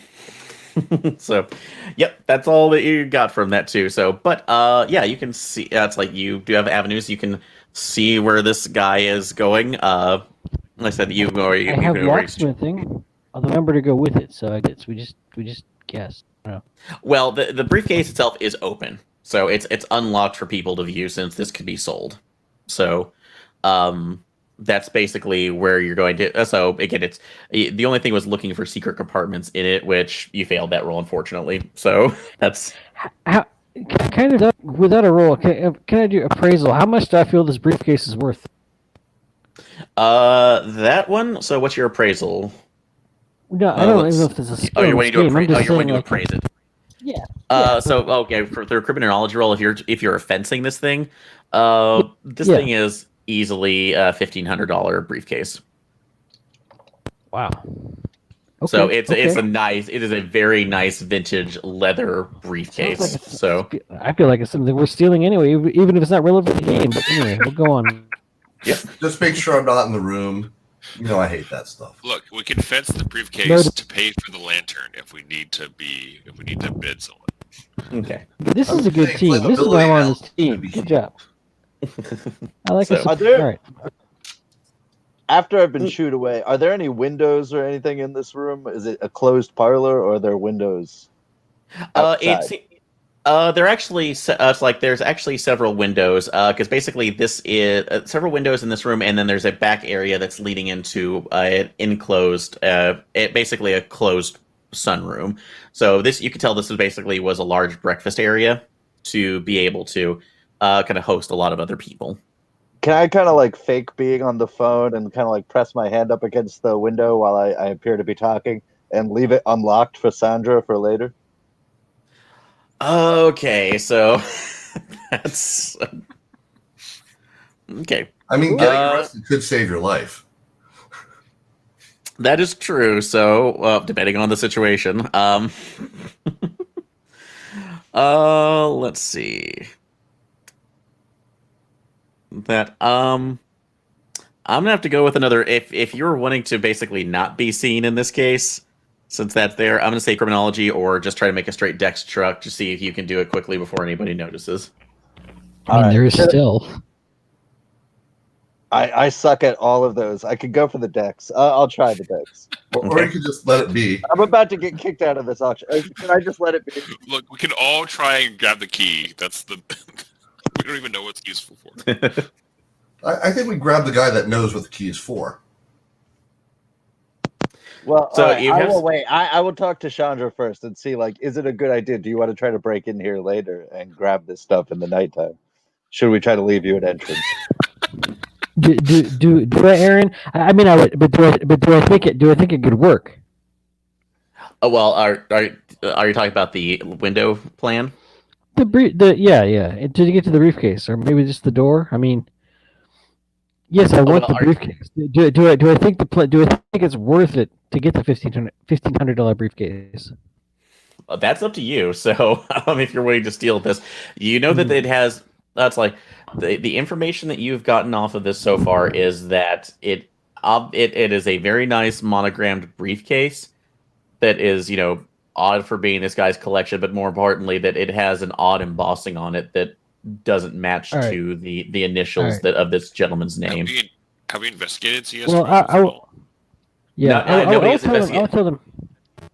I will tell them. There's probably let's not. Even though I really want this, let's not just a briefcase. We'll take good high quality phone pictures of everything and about the briefcase and the monogram and check it out. And we'll leave it at that. I will annoyedly I will leave the briefcase behind. I mean, our main mission here is to just grab that lantern any way possible. We might want to think about just grabbing it in the middle of the night. Yeah, I mean if we get the lantern that way, then we could also get the briefcase. Yeah. I think the trees are an issue based on what you guys have said. But we don't know if the trees are connected to the lantern. Don't care. They're still an issue. It's still a vector. But the objective is the lantern. The objective is to stop vectors. I think a good forest fire might be the best thing. Hey, okay, we start a forest fire. And during the distraction of the forest fire, we steal the lantern. And the Renfield guy to bring him with fire. I mean, fire is always plan K, right? Fire purifying force. If all else down. That's why it's go to. I mean, that makes sense. Or we contact the handler and see if USDA has a cell. Yeah. I wanted to Is this why I was brought on for this case? Handler, ask about the. So, all right. But yeah, like I said, you have a lot of options here for it.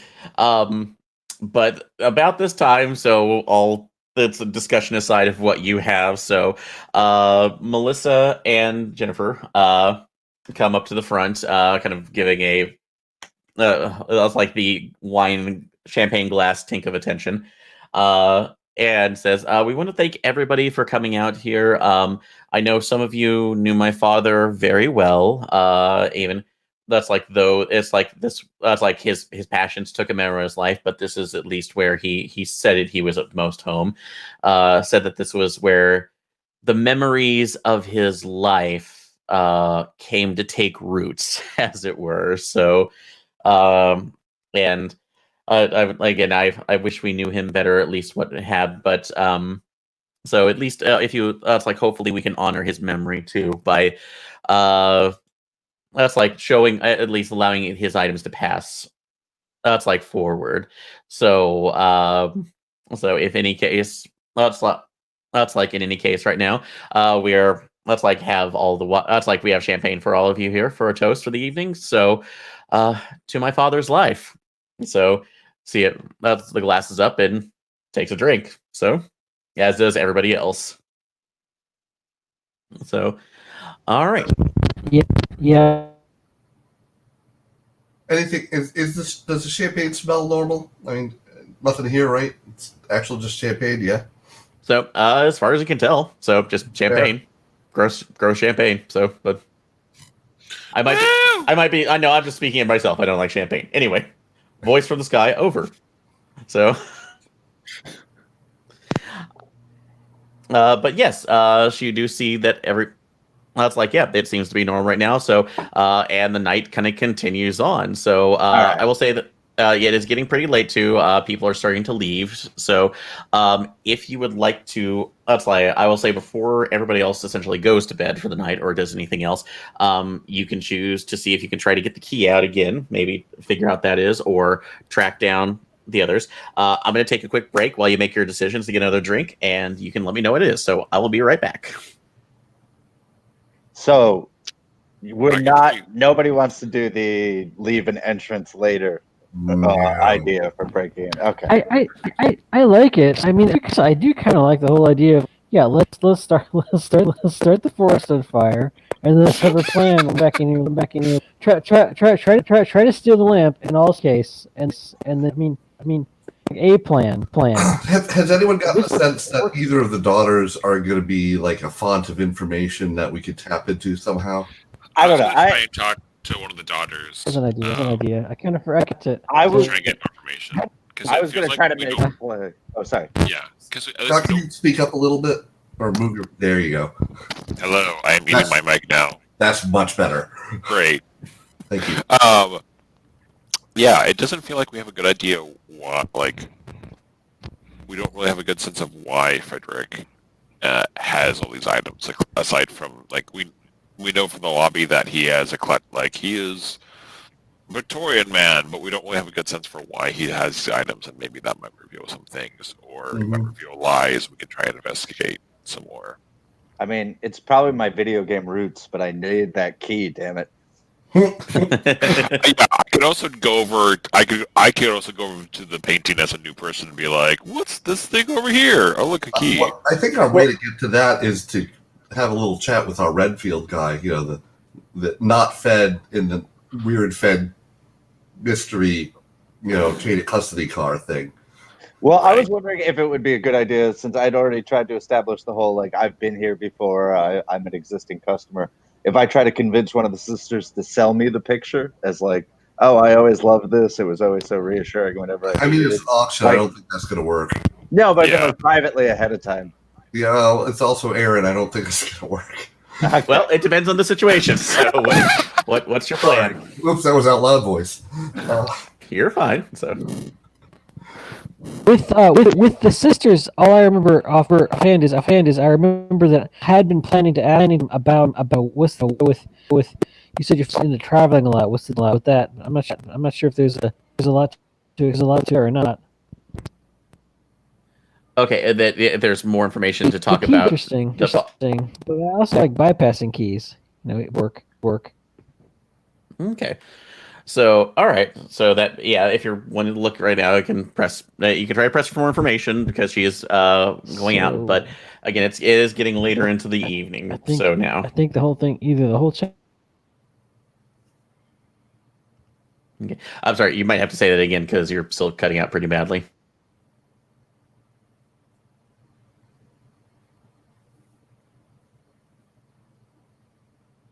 Oh, are you still there? I think he just typed it. Oh, did he type it? Okay. Sorry. Let me see. Comments are.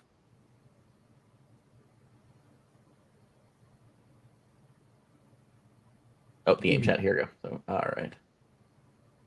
Okay, I'm not seeing it, unfortunately. In private chat here at StreamYard. Did it stream? Yeah. So. Oh, he just went out. So that. Yep. That was there. So okay. So, but yeah, you can deal with that. We'll wait for him to kind of go back in. But yeah, the other guy, your Renfield, as you're describing him, is already out. So you say he's left already? No, he's getting ready to leave too because this is late. You're getting in late into the evening too, so it's about has like. he reacted to any of the other items in the room? Has he reacted to the lantern at all, or has it just been the key that seemed to have piqued his interest? The key seems to be his primary concern. Is the key silver? So, no, it is not. Okay, so good. it appears. Just checking. Okay. No, it just appears to be a general, house key. So. Has this guy talked to anyone at all during this thing? No, you've seen a couple people try to engage with him, but he seems like he's just avoiding everybody with a passion. So he is focused in on what he needs. Okay, well, I'm gonna go for it. So one of the sister I was talking to earlier about how I'd been here before, I'm gonna talk to her and be like, it's so wonderful what you're doing for your dad. This place has such nice memories. Actually, that picture over there, it always was reassuring to me. It always just reminded me of good times. I was wondering if you would, sell it to me ahead of the auction. Just I don't want to risk it. It's really the only thing I'm interested in, just as a memory of this place. Oh, well, I know it's just not. I see that would be important, but that's all. That's really, really problematic. So, because again, it's not giving other people the fair chance right now, and we kind of have a deal with the. It's like we have a deal with the auction house right now that they get a certain cut of the percentage too. So if I'm like dealing them out, that's like that could be legal problems. So I would have to figure it out. I certainly understand. I just didn't. I don't think anyone would notice one picture being gone. All right. Well, let's see. Go ahead and make a persuade check to see how well you can pull that off.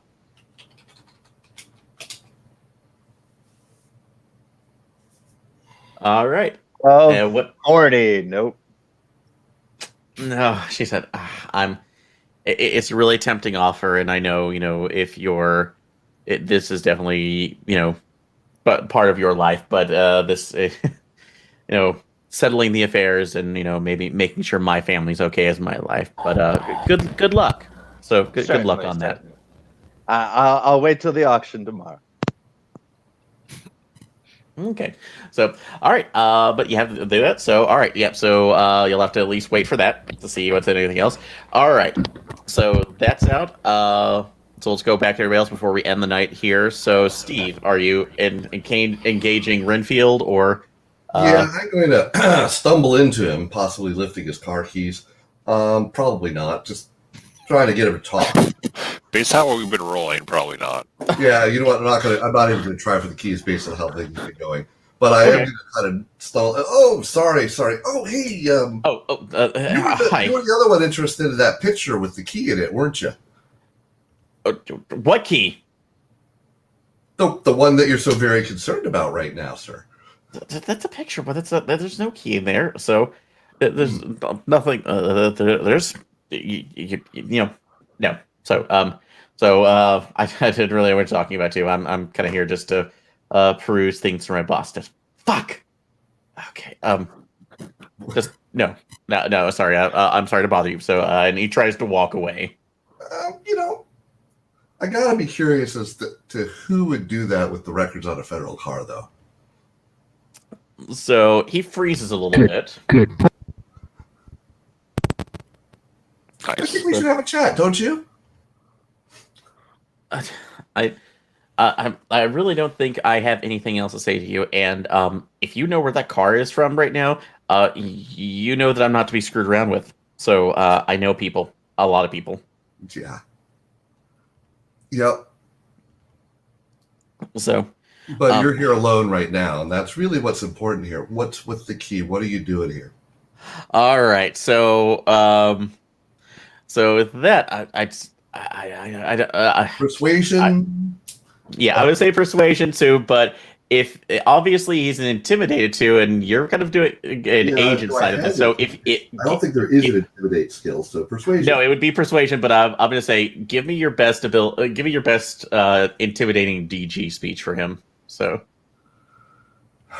Well, I don't know about DG per se. It's like, well, just it's shadowy agent who knows more than he should. So, just look, I'm down here on a lark, antiquing, but I got to tell you, the weird adds up really fast with bringing down an actual government car.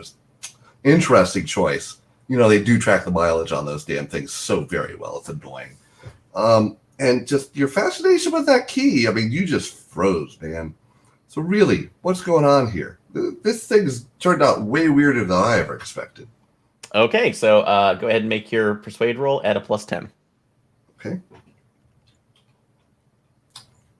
Click on the right window helps. Yeah. Oh! Wait. Nope. Missed it by that much. Off by 3. Oh, man. By 3. Off by 3. Okay. So, what agency are you with? Because, I'm with FBI. Just saying. So, does that give you another 3? Look at. Are you a cop? You have to tell me if you're a cop. No, I don't. I just told him I was nothing. Get out of my way. He actually pushes you and pushes it aside and manages to get there. But here's what I'll give you. Your luck roll since you got close. High or low? We're gonna stick with low because that's actually weirdly been working. Okay, so let's try that again.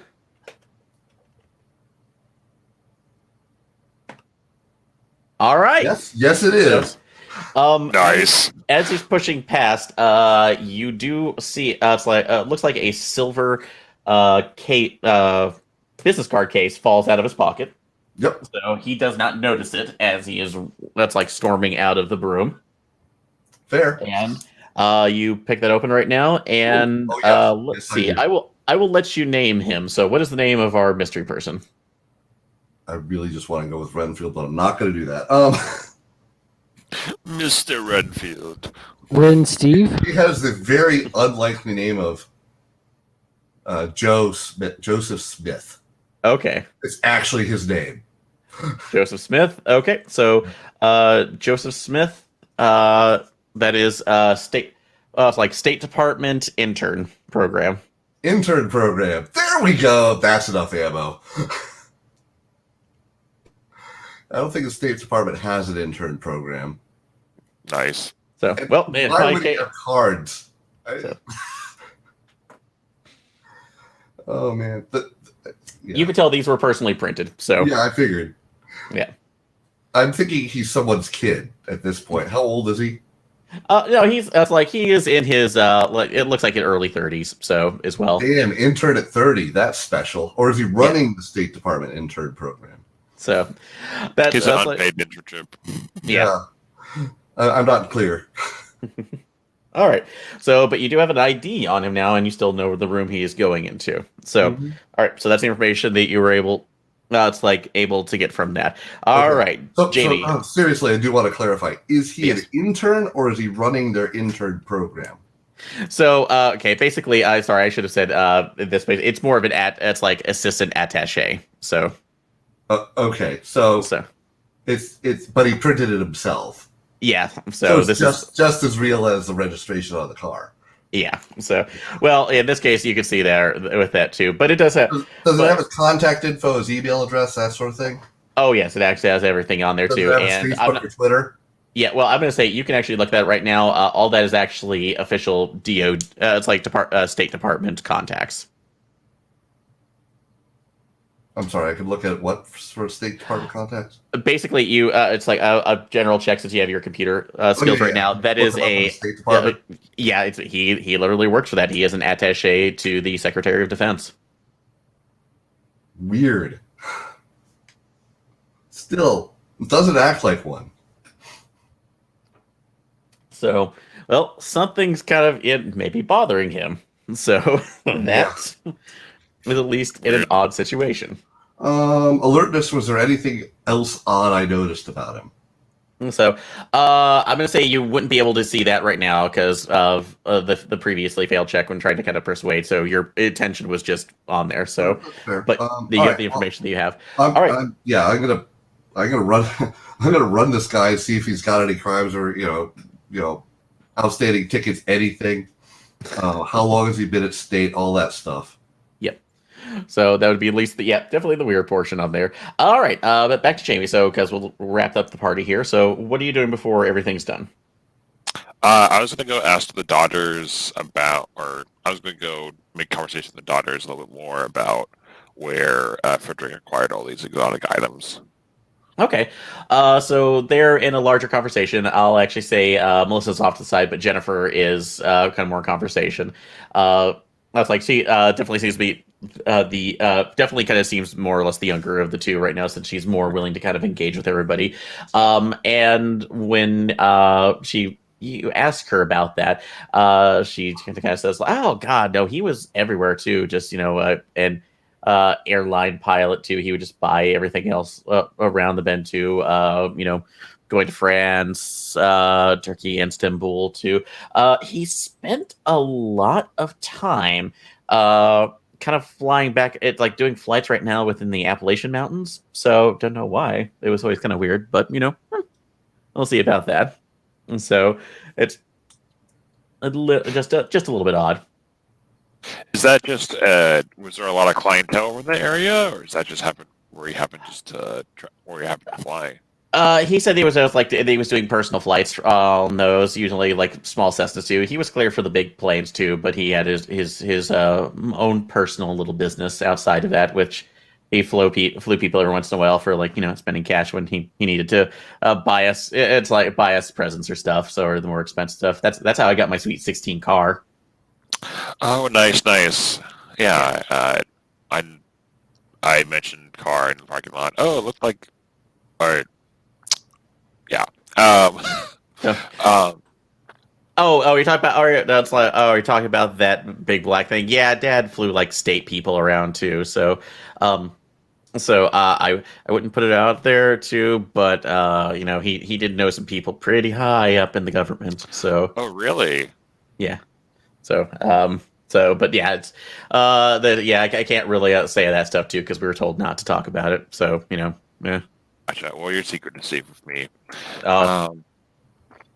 I was taking a look around the, I was taking a look around the B&B. It seems like there's such wonderful land you got here. There's so many different trees out in the wilderness.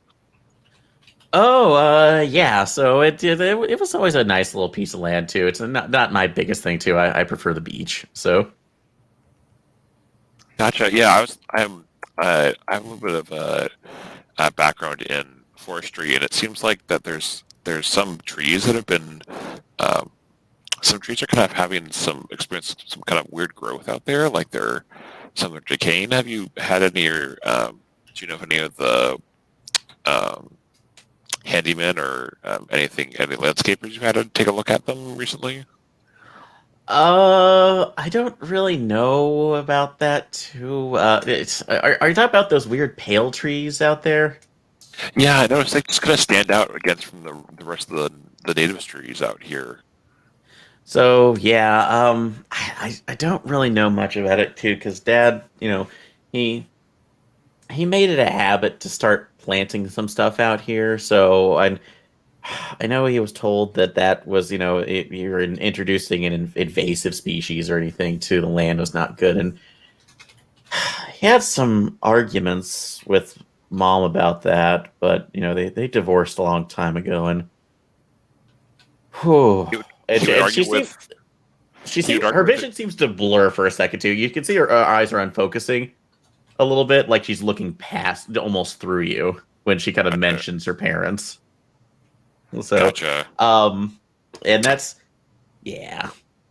Yeah, parents can be really tricky. I mean, I've had my fair share of that. Um, but you mentioned that Frederick was the one who planted those trees, and your mom wasn't a big fan. No, just she never liked the way they looked, and she thought it would take over everything else here. I don't know why she was worried about that. So just they smell awful. So I Yeah, um they're really kind of invasive. You have to worry about that. Those trees taking over the rest of the environment.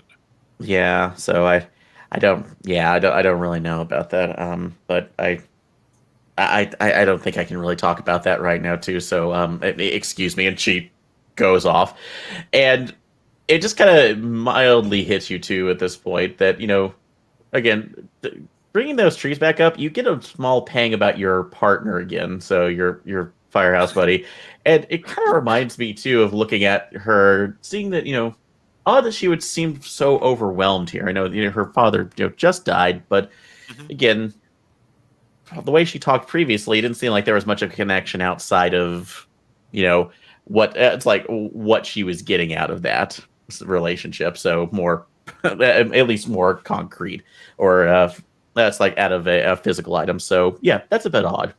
Gotcha. So she seemed very like her father. Like she seemed to be kind of before she was talking to me. She seemed pretty in a good emotional state about her father's death, but then by talking to her, it became much more vivid, similar to Yeah. like my walking dream I had. Mm-hmm. If I had to ponder out loud. Gotcha. Yeah. Yep. So that's all there is Interesting. there. Yep. All right. So we got that to you, Chandra. How are you doing in your audio? Well, I'm here. Okay, cool. All right, so we're gonna finish up here. So, is there anything else you want to do before we end? It's like end the party.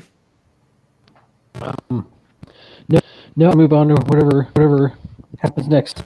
Okay, so all right, so I think we got everything else settled here right now. They close the auction, like the main room for the auction. So, say come back tomorrow as well. We can go for the evening. Either you can all track our friend here. So. Joseph Smith back to his room to maybe get some more information out of him.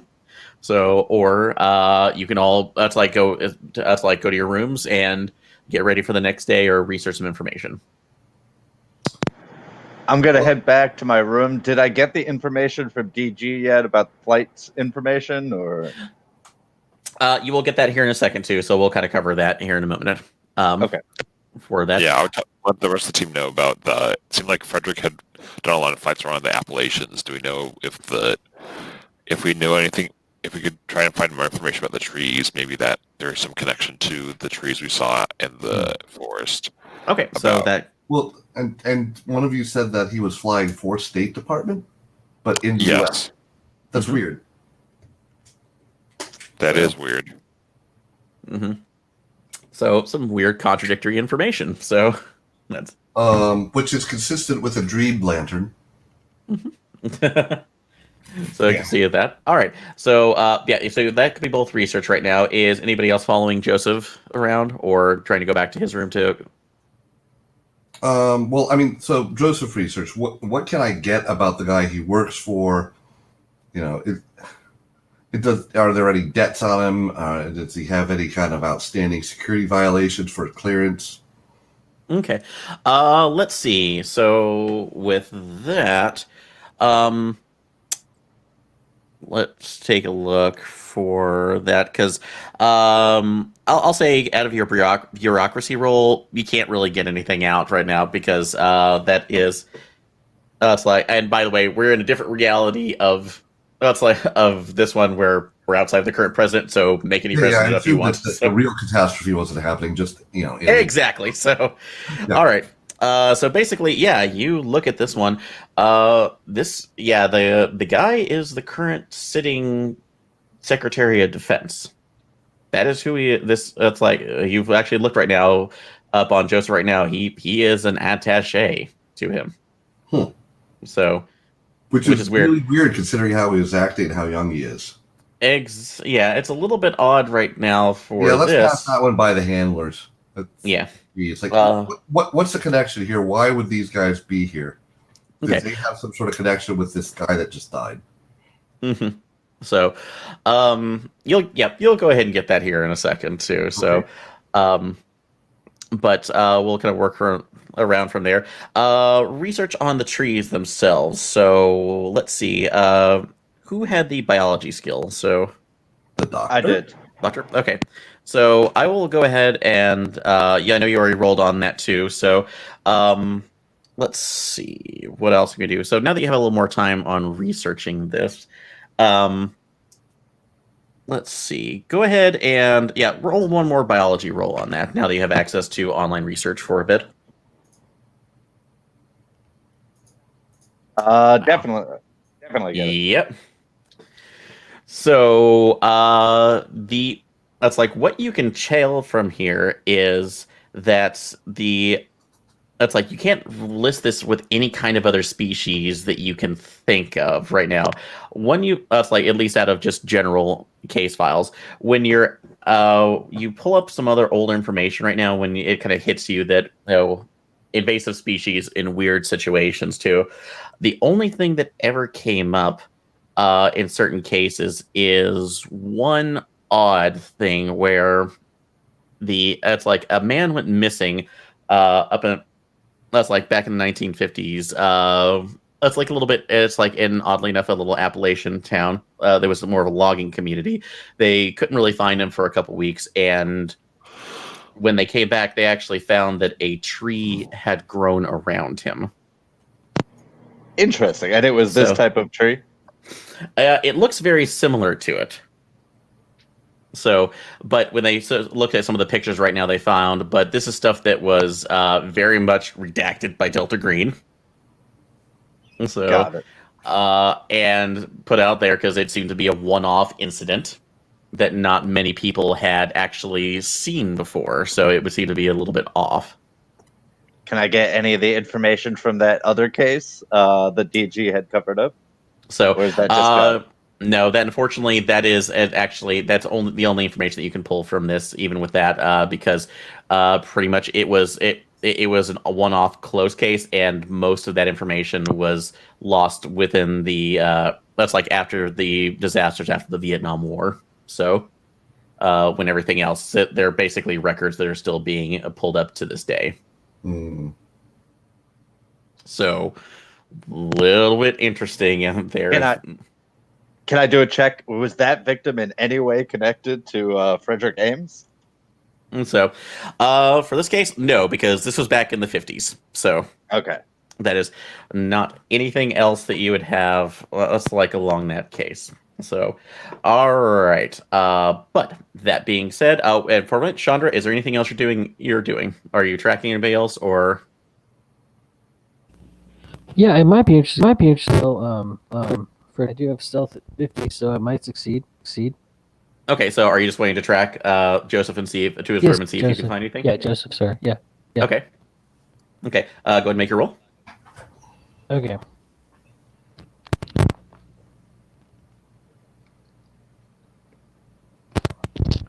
Nine. I made it.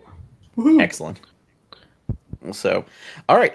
So you approach the cabin itself. Like I said, they all have windows. You had seen him pacing outside, looking like he was trying to get something on his phone and just becoming frustrated and going inside. You line up the window, and you actually see him pull out a satellite phone instead. Wow. So. And start typing a number. The windows the walls aren't massively thick on these, so you can actually hear pretty easily.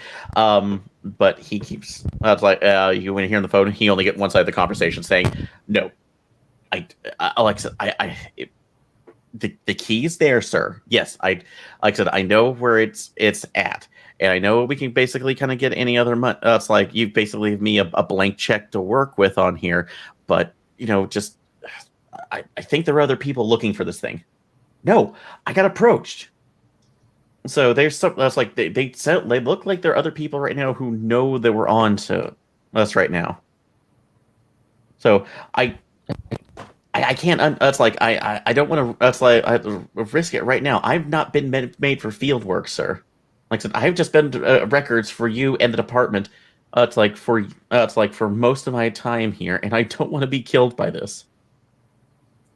Well, I know if they found out right now that any of this information leaked right now, like we'll all be dead. Yes, sir. I'll calm down. Okay, just I'll calm down. So, all right. So I will make sure that tomorrow we get everything that we need. So, that's like Ames. That's like Agent Stanton's of involvement in the in this will be fully covered up. So, we will make sure that's taken into case. Yes, thank you. Good night. Click. So, we have a new name to look up. Yeah, Stanton. I will sneak on back the information to the group. And it seems like some of his being used is being manipulated pretty thoroughly. Yeah. My interpretation. okay. Well, Stanton might have something to do with the CS-12. So. Yep. So, and it's about that time, so you're all back together again. So, with your robes, that you end up getting. You can end up getting a call from your handler. So Spalding actually calls in directly. Mm-hmm. So, because you had passed off the information about the car. Yep. As well as what you had seen, and about the trees. Mm-hmm.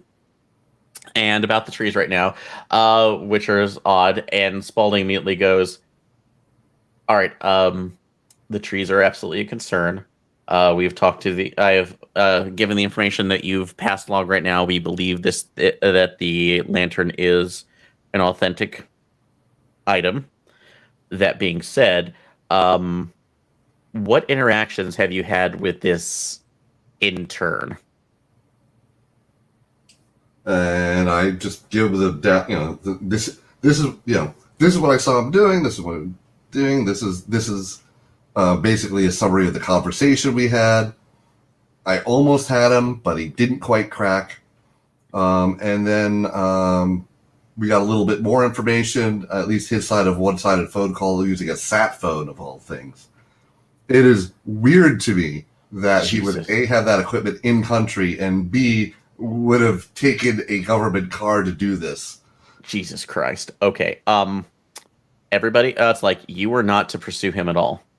Okay. You were to leave him alone. You are not to give out any kind of indication, even more so, to your interest in here. The lantern is the most important right now. What about the key? So the key does not concern you. Okay. So that's like the main our main interest is getting that artifact out. If anything else happens to that, then we are. Then we need to be able. We need to take this into massive consideration. So, you need.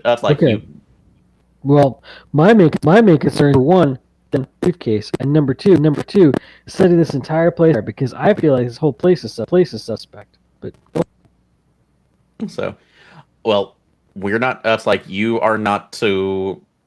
Look at anything else related outside of this lamp. So there may. The only thing I will let right now is that there may be another faction in play here. That is one that we are not to interfere with. So because of the potential threat to our own mission, if you do, there will be repercussions. Do you understand? Oh, yeah, no. Yes. Joe could do his thing, whatever. Okay. As long as it's not our thing, which would be as long as it doesn't conflict with our mission. Do you have any concern that the lantern will be taken tonight? I was hoping it would be taken tonight by us, but I'm concerned about our own ability to. correct me if I'm wrong, but Joe had no interest in the lantern, only that key, correct? That is correct. Yes. So then I don't. No one else has shown any remarkable interest in the lantern, correct? Not that we've been able to tell. No, not that you could see. I know we're not supposed to directly interfere, but if we could steal the lantern, they'll probably have to put the auction on hold. So we take care of two birds with one stone. Okay. Now, hear me out. Weird pitch. What if we stole the lantern and that key in it, and then just kind of toss the painting at Joseph, like, and then we get the lantern and leave.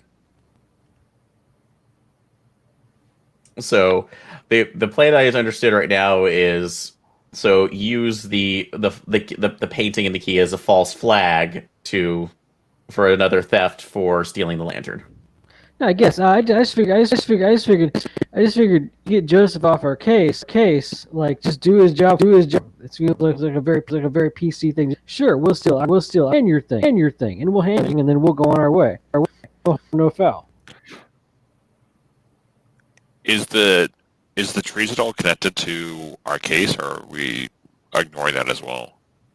Okay. That's like they're stating that this is an oddity, and it may be connected.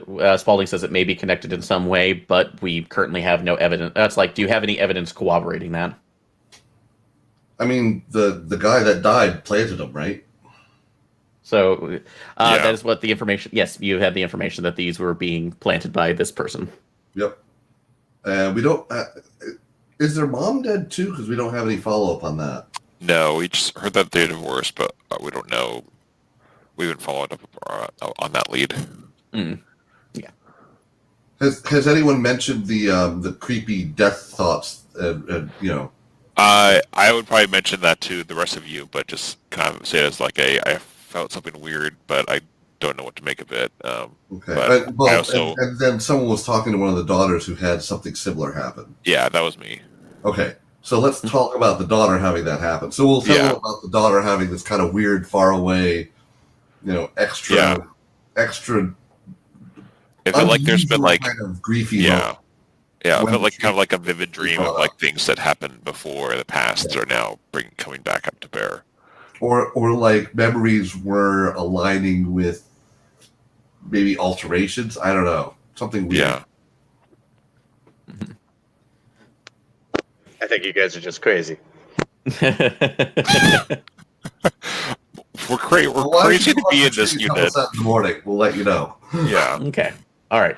So in this case, planning right now. So like I said, you can try to steal it right now in the middle of the night, but that could also bring up more suspicion. No one seems to be concerned about this, and there seems to be something else along the periphery right now that you're not sure of. So again, you can plan to take it out, or you can do more investigating tomorrow once once you are able to, once you've had a night. So that's up to you. Yeah, I mean, I guess we could try and get some more information out of the daughters about the lantern. Yeah. At least we can try and investigate more about the mom and see if there's any connection to that. Yeah. Okay. So that's something you want to do in the next day before the auction? Yep. Okay. So, all right. Is anybody staying up? It's like, so the group consensus before everybody, they are going to sleep and waiting till the next day. If Chandra could, drop the cards on the guy's porch without him seeing that she's done it, that wouldn't be bad. Let's get him his stuff back. Okay. So he can just find it when he walks out the door, Yeah, you've made stealth rolls on that, so you don't have to worry about it as much. Yeah, we do that. Drop on the doorstep, knock on the door, run off into the darkness. No. Just drop it on the doorstep. Yeah. Can I do any research on CS12 in relation to a Stanford? You can in this case, but it will require it's going to require a SIGINT roll to be able to get that. Okay, well, I can't do that, so no, I won't. I will try and fail to find any information about it. Yeah, because I will say part of it too is I'll say this right now. You can do that. I will say that you actually would get a bonus from it, but the thing is, though, is that you've been strictly asked not to look into this. So doing any kind of research right now is a potential personal risk. I'm a good little DG agent. I won't do it. So that But is. by the way, we've worked with this handler before. Yes, I will say that you all have at least some experience with Spalding. Okay, so there's no reason we suspect that he's compromised. No. So Okay, good. I would say that you don't have to worry about that too. So this is not an issue. And also, you were just as a historical part, you're operating in the era of Delta Green being back as a quote unquote official government agency. Right. So Okay. basically that you have the government backing too. So in something like this, they're probably not as concerned. So. Yep. I will There. note, I assume I'm being monitored at the moment, and I'm obsessed with any puzzle and new information, so I will investigate Stanford later when I don't think I'm being watched. That Okay. seems appropriate. All right. I say flash to the handler. All right. So flash to the handler. Okay. Well, They don't say thunder. They're compromised. okay. Send the nuke down. We're done here. It's over. So, all right. That being said, everybody else, you can go ahead and go to sleep for night. And starting with Jamie, actually, we're gonna. Well, actually, everybody else, go ahead and make a power roll. Yay! That's a total unsurprising thing. Oh, whew. Well, not so much. No on me. Missed it Okay. again by 4. It's okay. This is more just a determination. Hey, Fine. shitty night. I made mine. All right, so this is just a determination of what they're. And by the way, Dan, nice. Yes, So okay, I resisted the urge, but only bit. it's okay. Like I said, I'm running the game, so I will allow that. So There. all right. So word, you sleep through the night, or Chandra, you're sleeping through the night. You know. It's an unrestful night, even though it's a very nice cabin for the most part. So, but, it's dreams that you were really having a hard time kind of shaking to during this time. And who is a bond you're thinking about right now? All right. I've got some. Just give me a moment. No worries.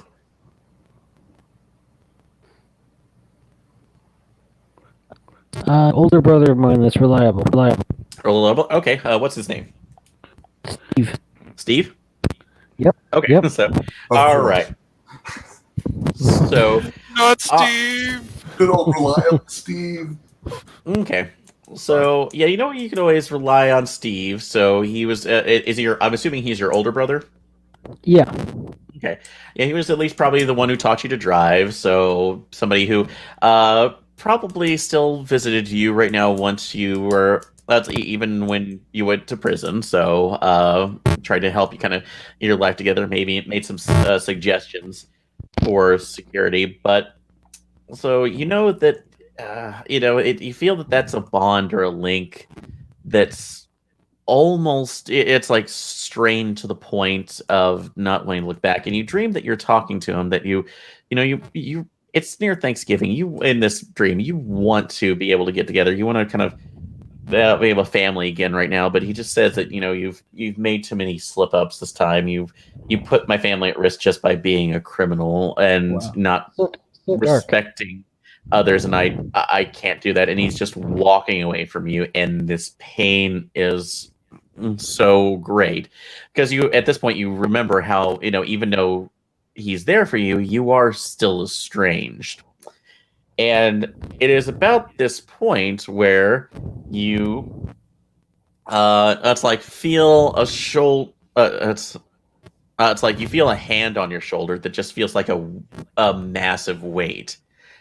And turning around, you don't see so much a person as this tall, antlered figure covered in shadows that just looks down to you and says, "Wouldn't it be better if you could make amends?" Oh, wow. And that's when you wake up. Okay, yeah. Is that a sand check? That feels like. Oh, absolutely.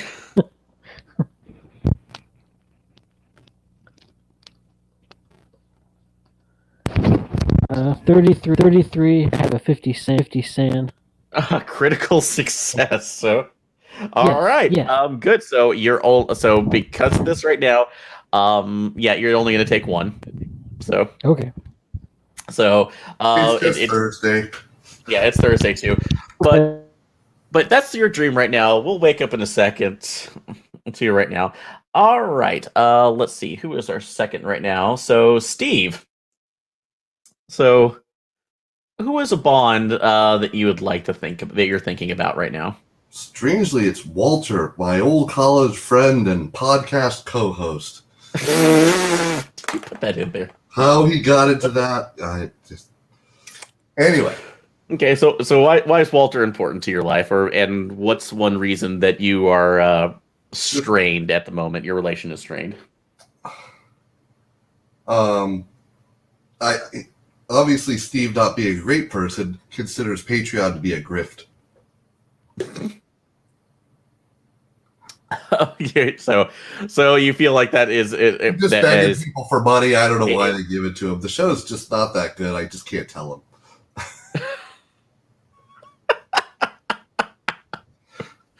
that interesting.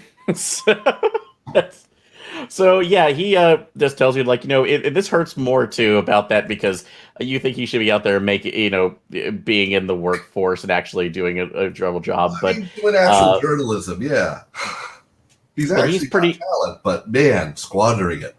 Well, he's convinced right now that you look at him and say, well, at this point, you just decided to be, part of the system. You're pretty much kicking everybody else down right now. And you know what? At the end of the day, you're just a fancier cop. So, and that's like, and cops are always kicking other people right down too. So, screw your life, screw everything right now. So, the thing I can't tell him is the only reason I stick around is because of the DG stuff, because it's like, you're right, the rest of it's just effed up. But this is more effed up, and someone's got to be there, so I guess it's me. Yeah. But yeah, as he walks away from that, you feel a similar presence around the shoulder. So you've got except it seems to be off to your side, just a cold breeze that shows a similar antlered figure, but more towering, stating, "He should just get with the program. If only he did, that's like everything would be nice and orderly, wouldn't it, Steve?" I should get with the program, or he should get with the program? I missed that. He should get with the program. Oh yeah, we can bring him in. That'll give him something to podcast. No, we can't do that. All right. So you wake up. Go ahead and make your sand check. I mean, it's normal. Antlered beings. Yeah, this is fine. No. All right. Again, by a little bit. Yep. All right. So take 3. I will take 3. All right. Go to the next one. Rick. 10 points to break. Just because I really want to hear what you could do with this, I was going to go with my unreliable sibling, but I'm instead going to go with my Rubik's Cube competitors.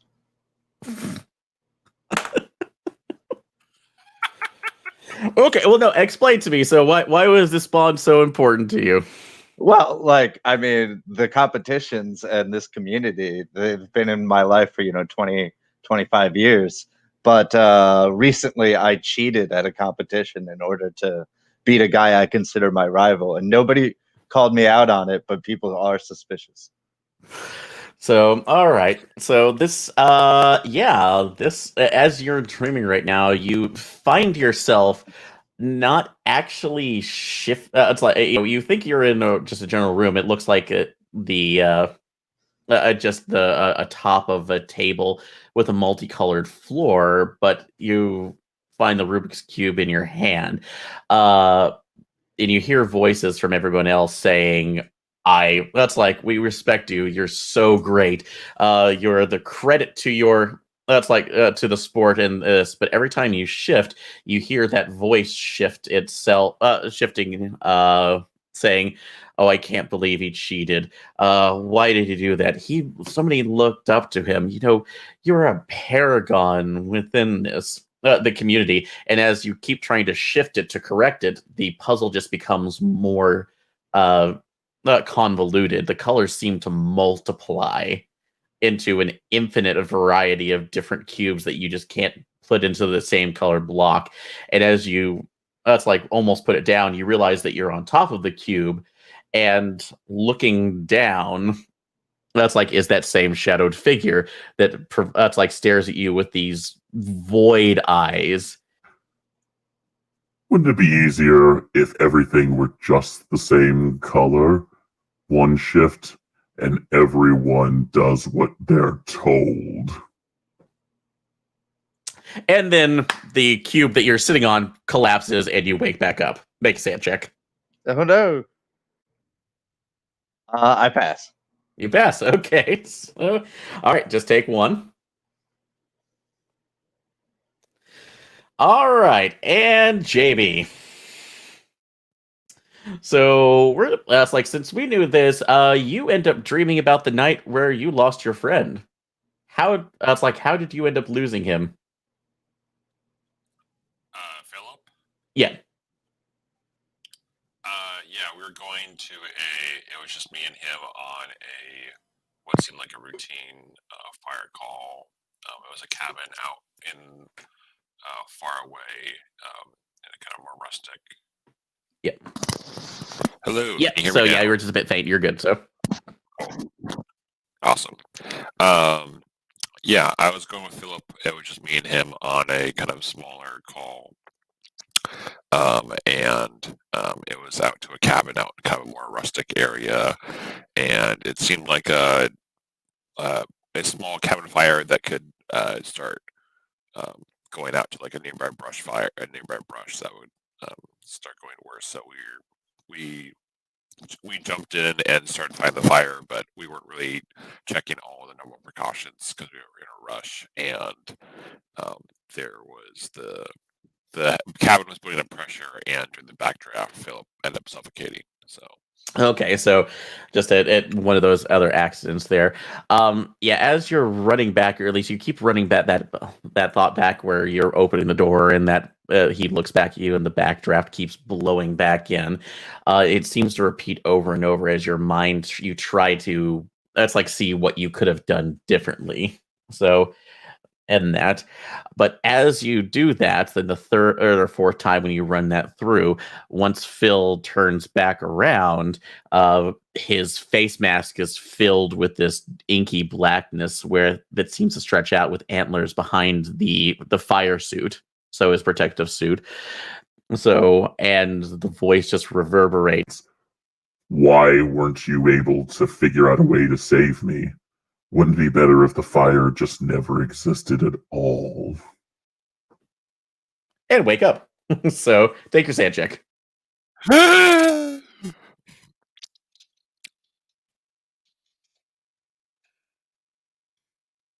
right. So just take one. So, all right. And as you all wake up, so basically around the same time, yeah, you notice that, the clocks definitely say that that's like probably about 7:30 in the morning. It's a lot darker outside than it should be. Daylight savings time.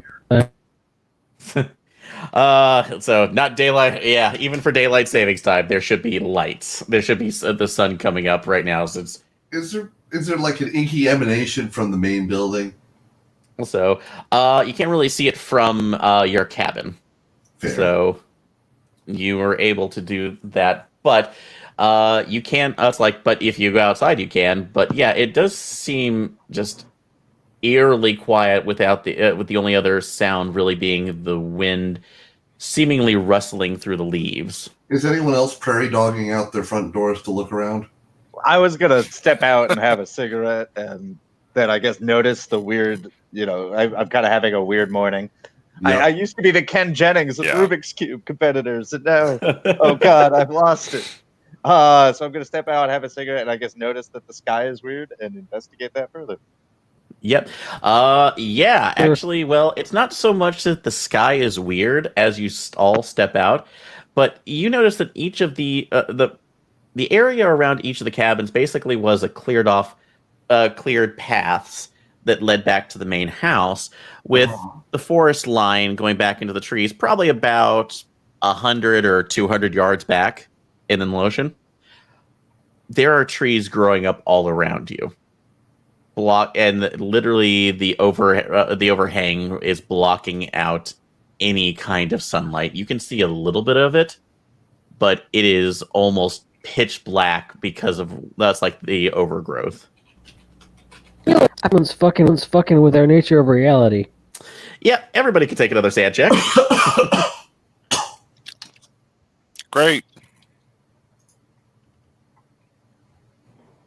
I pass. Fail. Critical success. Critical success. All right. So Dan, yeah, that's nothing this is there. What I expected. All right. There are no trees. They're in my mind. All right. So with a success, do I lose any or? No, you actually completely steal this time. So, but everybody else, just one. So. So. Wait, do we lose one even if we have a success but not a critical? No, if you succeed, you've got you don't lose anything. So got it. But just if you fail, just lose one on the d6. So, but yeah, the everything has changed around here. You can still see the houses. A lot of them have lights in there, but definitely right now there are these trees seem to have grown up, and it's like everywhere else. You can actually see where it's grown through cars. Did it go through our car? Holy shit. It did. The car basically looks like the part of it. Well, we're on a lake, right? Are there boats? Well, maybe down towards the dock area, but you can't see that path through there. It is the path basically is just going back down the house, and then everything else is almost wall to wall trees. Yeah. Let's get packed up. Are these the trees that we saw? Are these the regular trees that we saw, or are these the normal trees that have just overgrown everything? So all of these look to be very. All of these trees look to be similar in composition to the pale trees that you saw. Some of them are more older and brittle to the point where they become black. You assume they might be black, but it might just be how dark everything is around here. But yes, there are other ones there. And in addition to that, when you look at some of the trees now, the smooth areas right now seem to twist into different ways that are a little bit more disturbing too when you have shadows playing around them. Yeah. Oh, is anyone else popping out, or is it just us four? So you seem to be the only ones aware, or at least outside of it. Nobody else seems to be coming out of their house, although you do notice some noise coming from from two areas. One, Joseph's cabin. Seems to be one. And then you hear what seems to be chopping sounds coming from the area of the house. Like chopping wood? Mm-hmm. So it's kind of some dull thunks but it seems to be that's like in the direction or slightly past the main house. I am disturbed and more morbidly curious to see what the sounds mean. Me too. I will follow What does it sound to the like house Joe with lands? chopping sounds. Okay. So it seems to be kind of a muffled screaming. Yeah, I'm gonna go take a look at that. I'll go with Steve. Yeah, we might need better Now's on this. Yep. Now's our time to strike. Yeah, please go get the damn thing. No one must know. Let's find out what's happening to Joe. Okay. So all right. He's just another Fed that got dragged in over his head, it sounds like. Yep, so this is a bit it is just off just with what you see. So, all right. So, just kind of there. Who's going over to Joe's cabin? Is there any? Are you all going, or is anybody I going think it was towards the the house? Steven pick, right? Yeah. Okay, so Steven. I was going to the chop. Okay, so Chandra, you're going to the chopping. Rick and Steve are going to the over to the cabin. I was going with Chandra to the chopping. You're going to chopping. Okay, so all right. 2x2. Okay. Yep. All right. So, team cabin. So you go in. You run over there. Yeah, you definitely hear what sounds like to be a struggle. Mhm. So, going on. That's like on there. You look in the windows, but that's like they seem to be just fogged completely. So almost weird reflective. I mean, Knox, like, do you require assistance? So all you hear is just it's like him just muffling and Yeah, no other pop the noise door. and more of a rhythmic thumping that somehow follows that gurgled That's not response. great. Pop the door. Okay, go in there and you see him. You see it's like Joseph in there being literally manhandled and thrown around by this figure that is just gigantic in comparison. It definitely looks human, but like 8 to 9 feet tall. So and just completely, it's like it looks like, at least from the little light that you can see in here, seems to be clad in a suit, but also oddly enough, what looks like some sort of domino mask over his face, which is just exaggerating his features to another way. It looks more just like a giant than anything else. Huh. Drop that fed and stand down. So he I'm guessing throws that's you. a hand check for us, or Absolutely, yes. I mean, really, you weren't expecting this? I mean, hey, one. Oh, good grief. Not my first opera. nah, it is a little bit weirder than I thought it would be, apparently. Yeah, so you do have this here. So first off, Jeff, go ahead and take one. Okay. Okay. And 9 to break. let's see, Jan, let's see what we got. So I don't suppose he listens to the order. no, well, he turns around, and as this that's like as you turns around, you see the other disturbing thing is that his hands are just oversized for his proportions. It just seems seems off kilter, and it seems I'm thinking Joe had some pretty weird dreams. So yeah, it seems to be a little bit off in this. But as this figure turns around too, he just starts rhythmically walking towards you.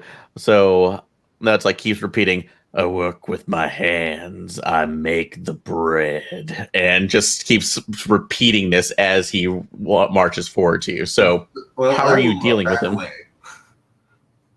I'll try and lead the thing out and away so the doctor can get to Joe. Okay. All right. So you're gonna try to lead him away. Okay. Yep. I'm going to say that is a persuade check to see if he will follow you. No. 94. No. So I'm boring. yeah. So he's still concentrating on you. So that's like both of you because you're trying.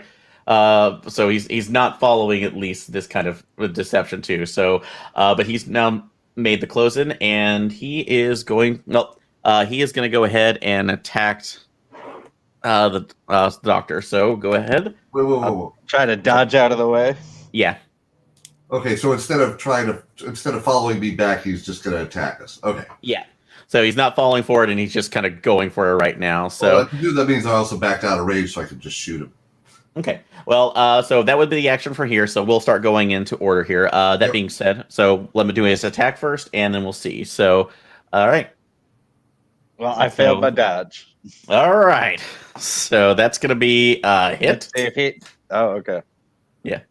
Let's see. So because he's just gonna go all in. Yeah, let me roll that just to be sure. It's been nice knowing you guys. The cubes. All right, so Thank you. oh yeah, Yep, that's a definitely. smack. So all right, and all right. All right, 3 hit points as he just Apparently, 3 is the number. yeah, as he just crushes you almost in the ground and it splinters around you. So Ouch. Ow. All right. Well, I mean, he should be nice and still for me to pop him in the head. Because that's So- quite clearly deadly force. okay, yeah, you can go ahead do that. So yep, we'll go to what is your 2 dexes? So My dex is 12. 12. Okay. My dex is also 12. And Okay, fire so you'll arm. act simultaneously. Or 6. Okay. All right, and you'll both act simultaneously then. So, all right. So yep, if you want to make that attack roll, you can. And that's a 49 out of 50. All right, and are you just using a pistol? Yeah, what is it? Your sidearm? Pistol All right, if you're doing it, looks like I'll 40 dead. Yeah, 1d10. So,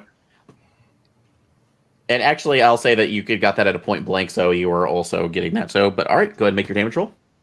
Yay! All right. 1. Yeah, so it does cause him to go back, but you are noticing that you are noticing that it doesn't really seem to really be affecting him that much too, because or at least physically he's not phasing him. He's still weirdly in step.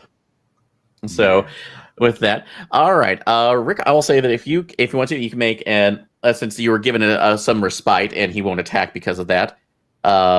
At least that hitter is off of you. You can make an alertness roll to check something. All right. Nope. 27 out of 20. 27 out of 20. Oof. So, okay. I'm a little distracted by the pain. You are distracted too. So I'll say that though you can.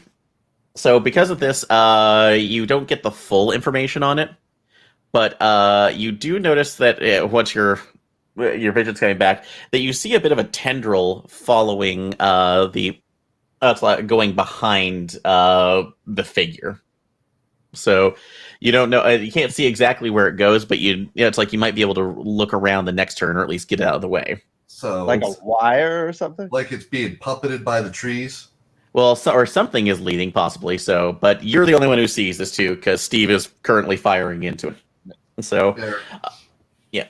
All right. So, like I said, we are not going to get attacked this turn because he's off balance, but he's now moving back forward towards you. So, that's like so. You can make another attack on it, or you can do something else. Well, you say he's following me now? Yeah, because you're the one to attack it, so his attention's fully Can I on move you. back and then shoot him? So it's only 1 action per turn. So if you want to get any distance, you'd have to move back first and then hit. Well, I guess am I in hand-to-hand range at the moment? Yeah, you've knocked him back, but he's going to be in point blank range again shortly. Let's see. Oh no, he's got strength like a computer programmer. I guess I'm gonna shoot him again. All right. Okay. Go make your roll. Oh, not at all. 96. Yeah. Okay, so yeah, he's going to definitely get a hit on you next turn. So we'll Well, see. He's gonna try. Yeah, you're going to try. So, all right. Yeah, I'm so gonna- Hit me. Yes. all right. I'm going to try to get around him while he's shooting at him. Like, try to get around behind the monster towards the thread. Okay, I'm going to say that because you made that one, he's not looking at you. His attention's off to the thing that the person shooting him. So you turn around and you see it's like you actually see where the source of that thread is going to. It is basically what looks like an oily black thread coming out of Steve, who is currently surrounded by the multiple.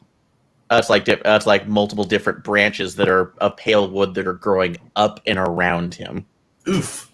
Wait, Steve, my agent partner, or Oh, Joe? sorry, I apologize. Sorry, Joseph. My apologies. So Okay. So- I'm gonna yeah. run up and see if there's any way I can cut the tendril and see if there's any. Can I medicine? Is there a way I can do it without killing Joe? So you don't know because this is coming out of his mouth. So you realize that that's where the muffled screams are coming from. He seems to be conscious, and shit. awake, but he is just bulging and he is very much trapped in here. So you can try to sever that, but you have no idea what will happen. All right. Well, you know what? It I'm could be just worse going what's for it. happening now. Exactly. All right. So how are you trying to sever it? Are you just pulling at it, or do you have a tool that you're trying to I mean, use? I have a forensics kit that I always have on me, according to my stuff. So I'm gonna assume there's like a small scalpel or something. Not the best weapon. I don't think I'm carrying a machete, but I Okay. imagine I have like a little knife. Okay. So, yeah, you can go ahead and try saw again on that. So, it's going to take you a minute. So, I'm going to say this is more this will be precision roll. So, or a continuous roll. So, you're going to have to get at least 2 successes within a row to basically completely sever it. Okay. So- What am I rolling? All right. So, for your skill on that, well, since since it is coming up right now, I will allow. I'm going to say this is just a general dex roll. So I won't say that's melee because you're just trying to saw it at or basically cut around it. So Oh, 1 off. Oh, 61 out of 60. okay. So yeah, it's thrashing in your arms too. So it literally almost knocks you back and so by luck you don't actually end up stabbing yourself with a scalpel, so you'll have to pick it up next time. So all right. But he decides but the creature's gonna take another swing, so let's see if it gets you. We really shouldn't split up. It's a mistake. And we'll kind of continue on from there. So I apologize for the thing alone. So all right. Makes it It's all dramatic. good. Holy This is entertaining. wow. So this would be time where I really want to roll a dodge, right? well, you can't. So Okay. because it's 1 action per turn. So since you attacked, you don't get that dodge, unfortunately. Okay. Sorry. So That's don't agree. fine. That's the way it goes. Yeah. All right. Oh. Oof. So that's double damage. So 14, eh? Yep. How are you still up? I'm looking where I hit points. Oh, no. That would be All dead. right. Dead. So Steve has gone down in a heap underneath it. You just feel I think every bone crack. is what you're really describing. What are your hit points, Steve? Was it 10? Yeah. Okay. You are unconscious. So, No, I mean, that's double 7's 14. He's dead. So, well, it's that's just 4 over right now. So I think you still should have. There are rules basically keep you up. So you're not quite dead yet. So Okay, he's not quite dead yet. Not Yeah. quite dead. He's not dead, Yeah. Jim. Wow. So, oh my god. Well, that was quite okay. a surprise. So much for being a hero. What was I thinking? I'll save you gets impaled. So, but yeah, so Steve. Rick. You hear that? You hear the crunching now. I'm so sorry. Go ahead and Does Rick need to roll sanity for seeing his teammate being take impaled? a roll, yeah. please. Actually, I think this might be the character Ross killed. I did not make it. All right. That's gonna be a hard one. So let's see if he can keep it together. All right. You only take 3 sanity. You've seen people die before. It's hard, but this is part of it. So, All right, Chandra, it's just you and me now. I'm All gonna All right. redouble my effort to sever the thread while he's eating my former partner. oh my god.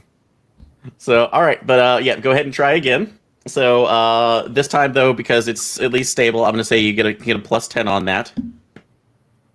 Yay! I'm 29 out of 70. All right, so you start severing that a little bit too, and it does slow down, although it does notice you. So, and it's going to turn away from.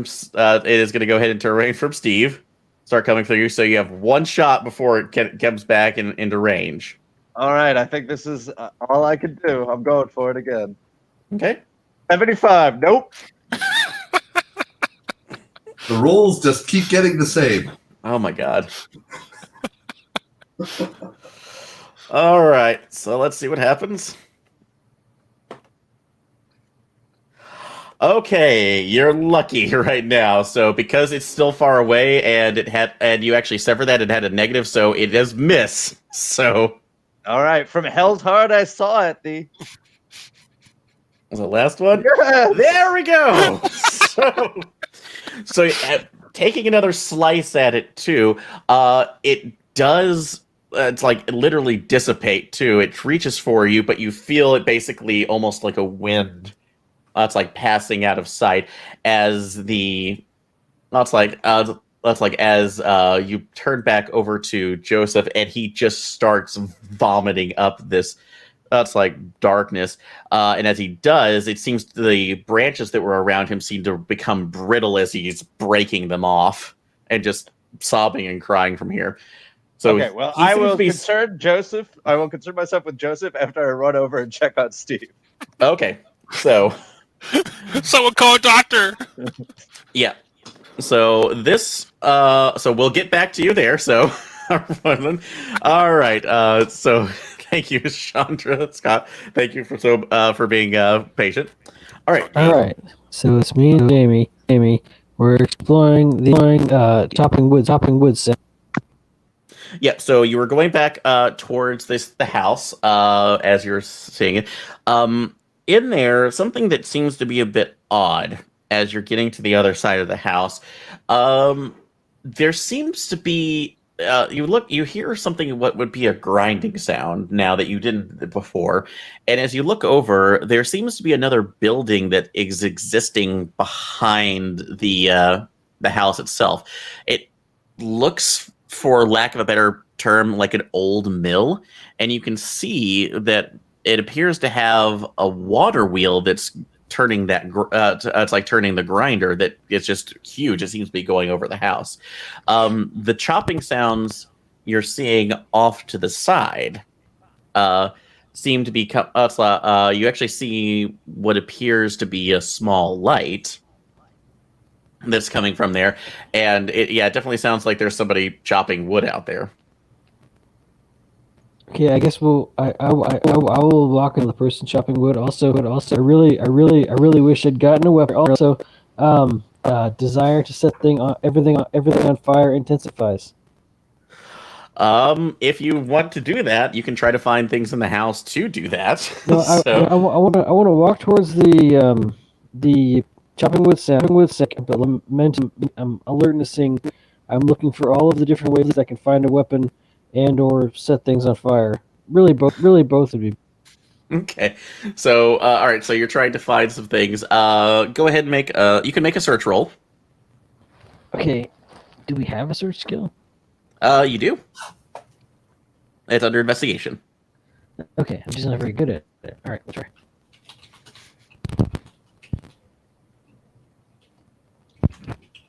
Okay. I did not succeed. Okay. Yeah, 33. So didn't succeed. Not very good at it. So yeah, unfortunately, you don't see anything. Yeah. You don't see anything at the moment. So, like I said, for a couple, if you decide to take time doing this and only concern yourself with that, you actually see that there are some of that's like you might be able to maybe get some gas out of the cars, depending on that have been grown through the trees, or there might be something in the house. So, but those are your first two thoughts. I will mumble that out loud to Jamie. Like that's something to think about for in a minute as towards the chopping sounds. Like, I'm set this thing up. This gas tank there. If we set a forest fire over here, this whole place is going to go burn down. We need to get the lantern before we start that fire. Yeah, sure. I mean, maybe you're more dedicated than I am. I think burn down as good as hard, but whatever. All right. While Chandra's looking for fuel, I will try and head over to the chopping sounds and stealthily head over.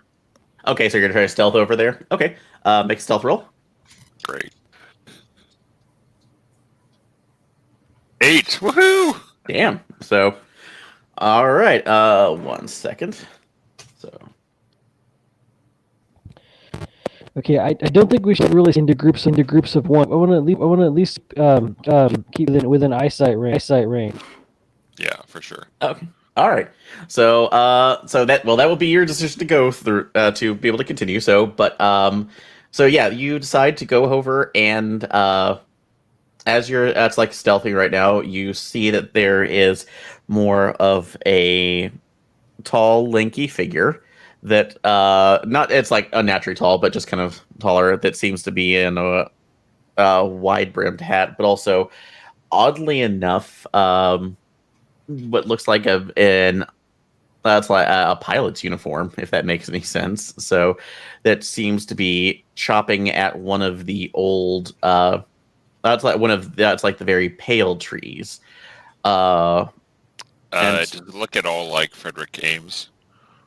So, from that's like you couldn't see a moment right now, but when you move around, yeah, it absolutely looks like him. So, except that's like wearing this odd hat, and that's like this odd hat, the pilot's all uniform, but he seems to be carrying a bundle of sticks that he keeps chopping away from these. And as you notice that each time he does that, that black sap seems to keep pouring out of it.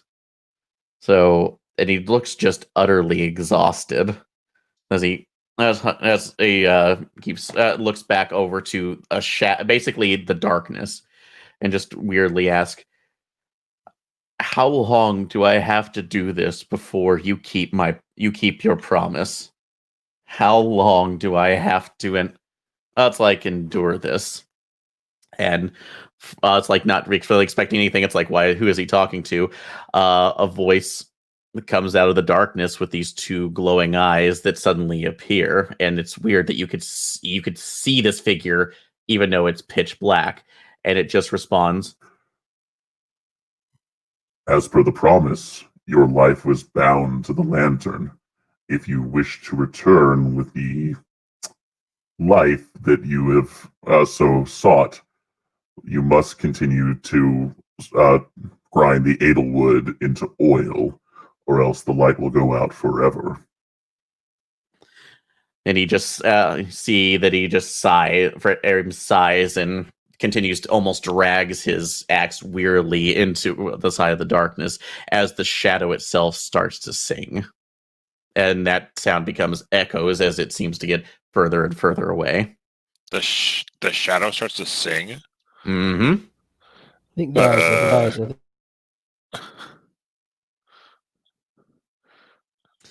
So he didn't see you, but yeah, that obviously is a man who is supposed to be dead.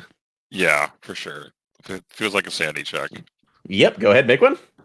That also obviously is a man that got totally screwed over. Jin.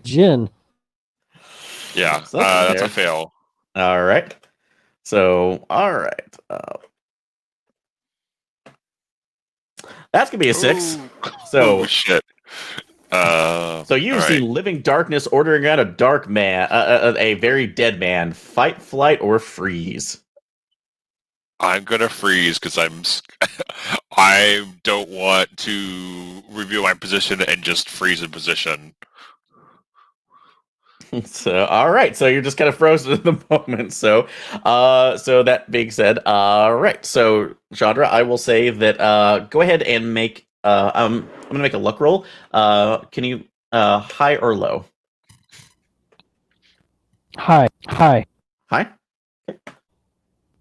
All right. Nope. So, you have looked around all the other cars out here. Unfortunately, they all seem to be devoid of any other gas or things, or literally are inaccessible because of the trees that have grown through them. So, you run back over because you've heard the singing.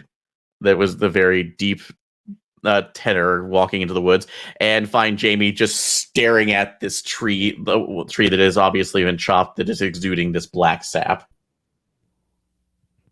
Hi.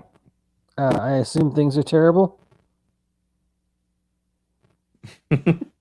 Jamie doesn't respond. All right. Just Yeah. staring. Look there. So I do all the thing with a frozen person.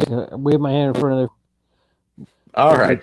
So you'll stab back though to that in a second here. So all right. Back to team blunt force trauma. So all right. So Rick, I will be Or like making a TPR. first aid check, I guess, or medicine check to try to save him. yeah, that's a good first aid. Let me go ahead and check because it's been a while since I've dealt with that amount of damage. So It's page 55. 55. Thank you. So, And yeah, you make a first aid check and see if you can stabilize him. yep, let's go ahead. Yay! 43 out of 60. Woohoo! All right. Also, I made a con roll earlier to see if I had a permanent injury, and I weirdly do not. Okay, so we'll work on that here in a second. So, all right. So with Well, that, I get 1d4 hit points back, apparently. Mhm. Yep. So go ahead and I'll allow you to go ahead and roll that to see what you get back. All right. Wow, I should get fall unconscious. That seems great. Oh yeah, that's a 1. So still unconscious. So I'm going to say because of that right now, you're still in there. That's going to be we're going to kind of go outside of the negative in there, so you don't have to continue to make. Well, there is no negative. He was literally dead. Yeah, you're but dead. So, resuscitated. but you're up to 1 right now. So and actually, I believe when you're 1, you should be able to regain consciousness. So, or is it just below 4? Unconscious. If your agent is reduced to 2 or if he's reduced to, but I'm not reduced to, I've risen up to. Yeah, so you're awake again. So Okay, you are hurting like hell. Yeah, that was bad choice. Bad fractures, and you might be dealing with some disabilities for the rest of your life, but Nope. Made the con roll. Optimistic. I am screaming about how I'm not going to lose you. I'm not going to lose you right up until he regains consciousness. And then I'm going to be like, oh, good, you're back. All right. And then I'm going to rush over and check on Joe. Just pump him full of morphine. Yeah. All right. So, but Joe is done with his vomiting, but he is definitely traumatized too. He is sitting there just screaming and crying and repeating to himself, I didn't want any of this. I didn't want to be a part of this. And they just dragged me in kicking and screaming and they threatened everybody. And God damn it, as he keeps pounding the ground. Joe, it's going to be okay. Can I do like a medicine or a first aid check to see if he's medically sound after being half plant or half shadow thing for a while? Yeah, you can go ahead.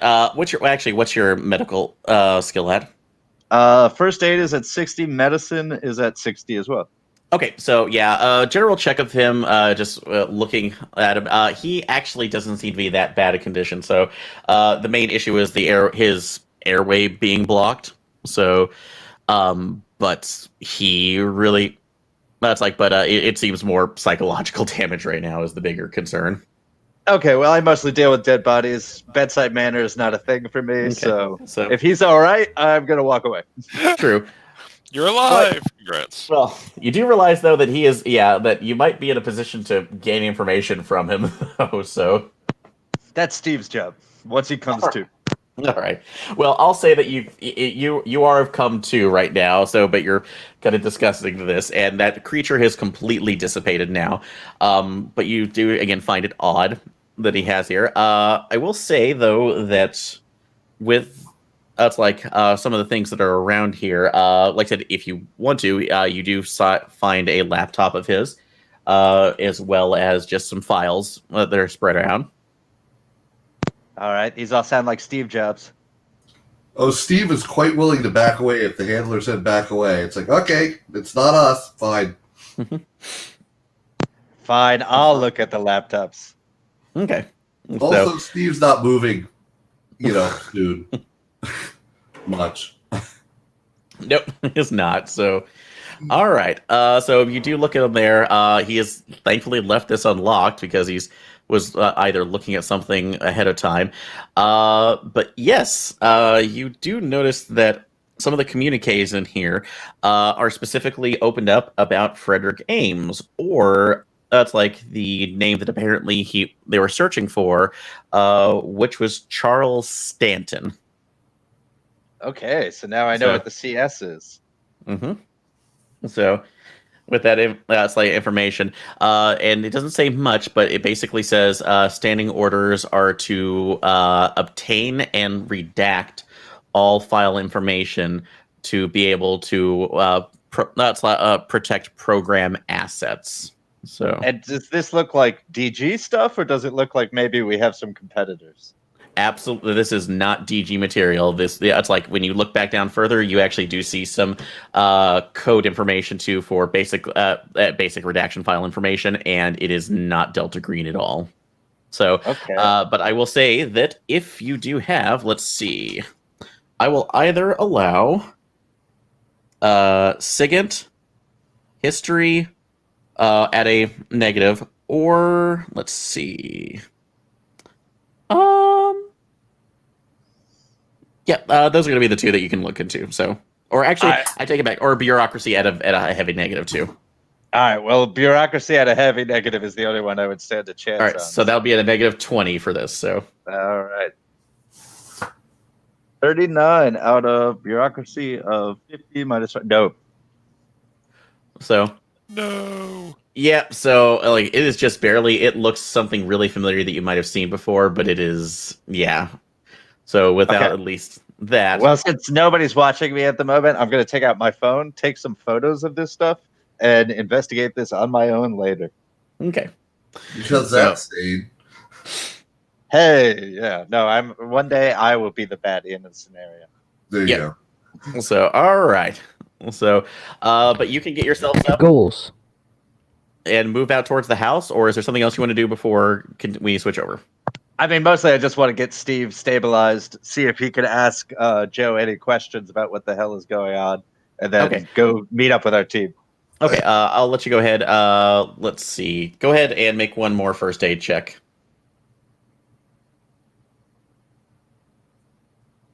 Critical success. Critical. Okay. So we'll roll. Go ahead and roll 1d4, and we'll double that. All right, you're being generous. I am. So 2, so 4, so back up to 5. Yep. That's like you are literally stapled together at this moment too. Don't expect it to last because it's gonna hurt. So, but yeah, that's like you are. It's like you were given enough. Let's say epinephrine to kind of wake up. So. Yeah. So. Did I ever tell you how I used to be a field medic? Yep. Yes, you did, and boy howdy, good thing too. Yeah. By the way, that was a bad plan on my part. What did you end up doing? Yeah. Well, I mean, we saved Joe, kind of. He had that's where that thing came from. I don't know how to explain it. Fair. Okay, you know what? It's better not to know. Let's go find the other guys at the lantern. I think that's a good idea. Hey, Joe, wait, you knew about what the fuck? What are you talking about that lantern? What lantern? Does that have something to do with this shit? Maybe. But we're cool. You're looking for a different thing. You do you, we'll do us, we'll all get the hell out of here. So I wasn't supposed to do this. I was just supposed to get some information. So for my boss, he was wanting to redact something about some guy who basically used to have way more knowledge than he should have. So Charles, we know all about that stuff. Yeah, we know how that goes. It's stupid clandestine bullshit things. Just it's so much worse. We'll tell you later, man. Just why? We have shadow creatures that are like literally coming out of our bodies. How are we supposed to fight that? Exactly. So let's go do our thing. Come on, let's go find it. All right. That way. So, let's at this. Actually, what's your persuade at? 50. 50. He is so scared at this point. He sees confidence and he's going to follow it. So, and I rolled a 99.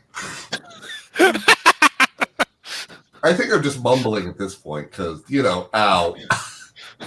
I should punish you for that, but I'm not going to do that because I think the damage already did that enough. So, That's fair. Yeah. But he is going to follow you along. So, all right, back over to the house. So, all right, Jamie, you've had enough time to kind of snap out of it. So, let's go see what the heck's happening. I heard lots of yelling and screaming. It's Frederick. She's still alive. What's happening? I still fire is the best plan. okay. So that's like. So what do you say, word?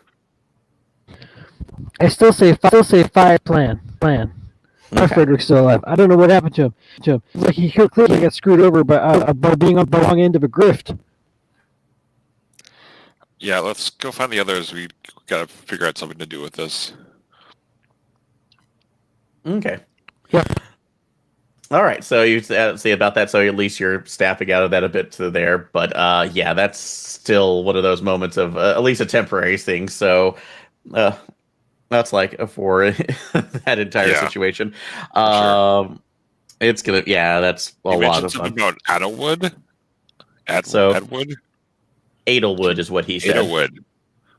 I hear a Okay. voice from far off saying Adelwood. Suppressed memory. Yep. So that's at least something of an interest too.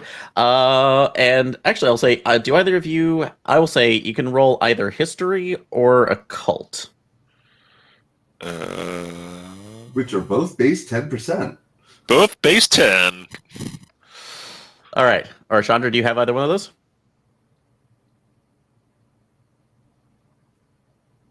No. I thought Sandra had a cult. Yeah, I thought someone had a cult at 50. And he rolled a 49, so... Okay. So, all right. Yes, that was me. Yes, hold at 50. So that's a The Woohoo! success. All right, just right on the bat. So, all right, you actually, when you say Adelwood, that actually brings up a memory of something, basically a folklore that you had read a long time ago. That's some off story that that's like that told of people who would get lost in the woods because it's like because they were trying to run away from something in their lives, basically either sometimes a crime they committed or a failure of a personal relationship. Basically, yeah, something basically that it was more like a fable than anything else. But they would run away or into what was called the unknown, and if they let their despair take them enough, they would turn into trees of Adelwood that's like exuded oil instead of sap. Not great on pancakes. if they're ad because of something they feel they did wrong, they might turn into Adel. That okay. That's something. Maybe. But so then, is there a way we could reverse that, or is that where the fire comes in? So, well, that's what you've understood too with this. This is that the only thing that may have linked it was stories where they had said, that the oil of the Adelwood literally burns. It's like life. So that could be that's like something of a link. Huh. Okay. Or the oil of the burns life. Okay. I guess it produces I don't know, something. Yeah. Let's go find the others. Maybe we'll see what. Yeah. Well, and that's about the time. I'm sure they must be doing fine. Nothing could be wrong over there. And that's about the time that you hear the others coming your way, and you find that Steve looks like he has literally been through a grinder. Rick is going up behind them, and they are also trailing with Joseph, who just looks very scared, and you can actually see that he is. That's like there's black vomit that is streaming down his shirt. What'd you guys find? We found this asshole and you guys? You know that movie Heavy Metal? Hand over fist? That. What? I don't know what we found. I don't know. The dude was like 9 foot tall and had 2 hands. I thought we said no contact with Joseph Smith. What are you guys doing? Well, he was screaming, so we went to save him. Right. Worked-ish. So, Lantern, where is it? Let's get that damn thing and let's get out of here. We went to investigate the chopping sound. There's some crazy spirit thing that is talking to Frederick Ames, who's supposed to be dead. Yep. And they mentioned Adelwood, which Sandra mentioned he remembered that has something to do about people turn to trees and for Trees of despair or something like that. yeah, something like that. People feel bad about their sins, and they or about abandoning people and things and turn to trees. Yeah, that sounds about right. Also, instead of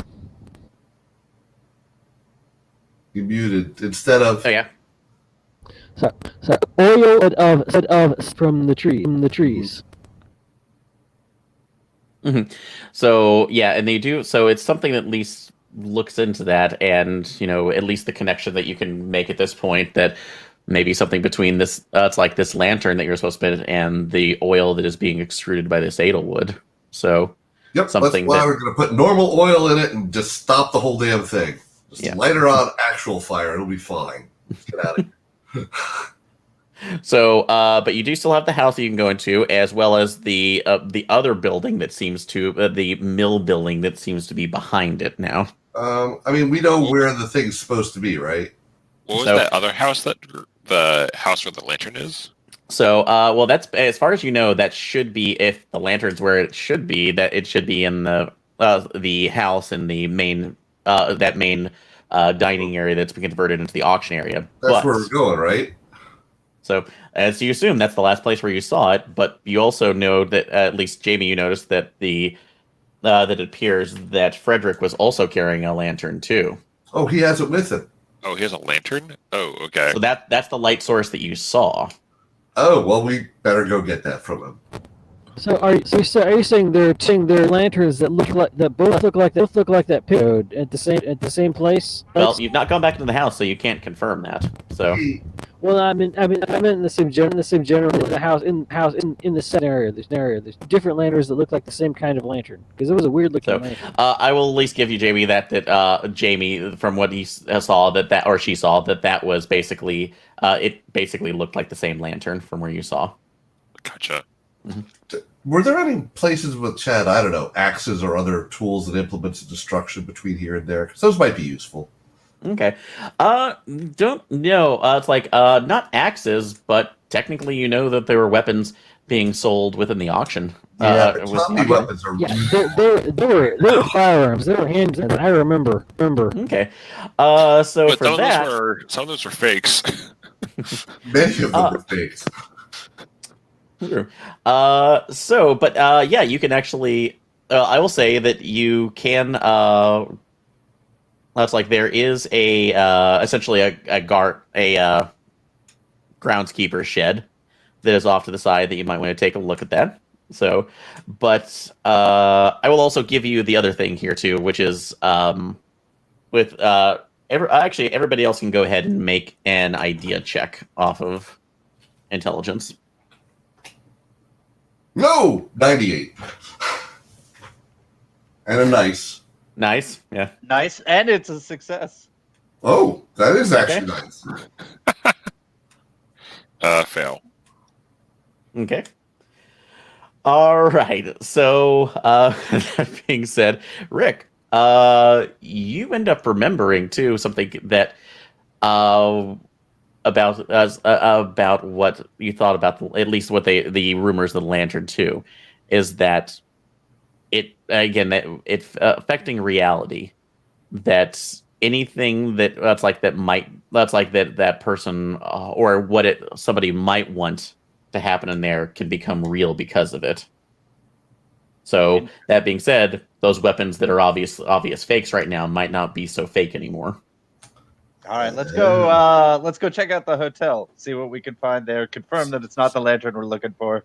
See if we So, can get for some example, weapons. the elixir of healing might be a thing in there. I'm all for that.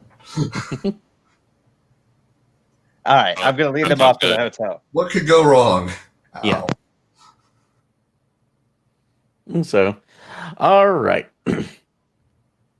So, that's like, so as you go back in there, you open up the doors and everything is absolutely still.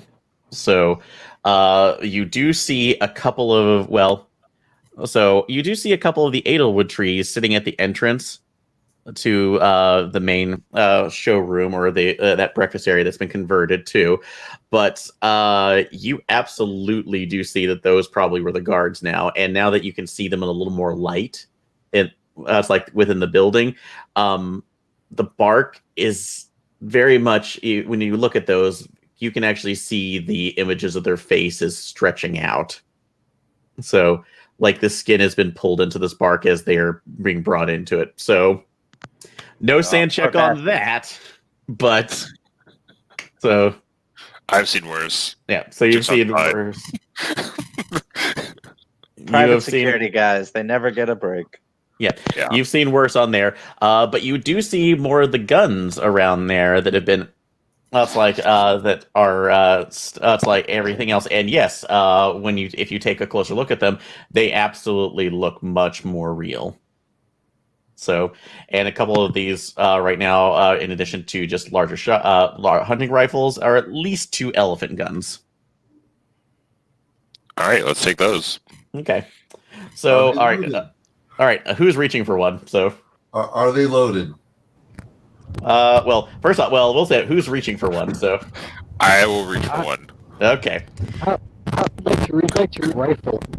Not the guns. A rifle. Okay. All right. So, Jamie, you reach for one of those. Go ahead and make a dex check. Great. This is fine. Yeah. 34 out of 70. All right. So, you manage to get your hand on it and barely get your hand away as you see a paw swipe down from below you, and as you look up, it's like one of the taxidermed tigers. It's Oh, shit. tigers that was over part of his journey that you sure was just a fake that they had put up there, is very real and is trying to pull itself off of its mountings. And now, and now you see the rest of the animals, fully bodied and not. So deer's heads, lions, and even a rug that has been pasted onto it from a mountain lion is trying to kind of become it more of that. So, Roll sanity. Yep. Everybody else roll sanity. 24, success. Nice shot. Success. Weird. Nice. Good. I made. All right. Everybody made it then. Let's see. No, I failed. Yep. Okay. All right. So this is still a hard day. So, but take 3. Almost to my breaking point. Almost good. Once you do it, let me know. So, all right. But you do manage. I will say, because you know you're keeping it together, you do manage to be able to. You know when to wait, because these things aren't going anywhere yet. So you'd have time. So you can go ahead and get 2 more of the weapons. There's one more elephant gun, and then there's a rifle. So, Chandra, you said you were taking a rifle?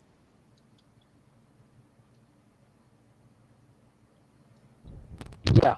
Okay, let me do that. So, and is anybody taking? If I fire the elephant gun, can I remain standing in my condition? If you brace yourself against a wall, yes. Fair. All right, I'll grab the elephant gun. Okay. And plenty of shells. All right. And a 2x4. So, and it's about that time though that you, it's like you do hear another voice coming from the main auction room. So, I don't suppose any of these were rocket launchers. no. So, What voice do we hear? Replica rocket launchers. Flamethrower? yeah, it basically it sounds like a woman's voice that's crying. So, Anybody we know? No. like I said, it's right now. That's all you can hear. But again, if it's in the house, so with that, you can presume it may be one. That's like it might be one of Frederick's daughters. Can I go check on that without having to fight the animals? So they're pretty much not pulling themselves off. So if you get in there quickly, we're done. You don't have to fight them. So, All right, I'm gonna head over there. Yeah, it's basically just imagine the scene from Evil Dead 2. That's kind of like this. Okay, I'll keep a healthy distance from the wall and head over towards where I'm Yeah, you can get through the door. It's kind of off the side. So, But you, oh well. yeah. But you open the door. All of the items right now. I will follow. But all the items seem to be in. It's like more or less covered up. But you see that it's actually Jennifer, so the younger sister, that seems to be sitting in front of another Edelwood tree that probably was Melissa. Oh dear.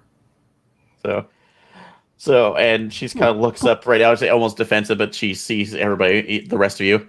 Like, I don't know what's happening. So, I woke up and everything was like this. It's somehow related to your father. Do you have any idea what he could have been involved with? I don't know. So, it was always something odd. So, like my sister always knew more, but I just kind of ignored things.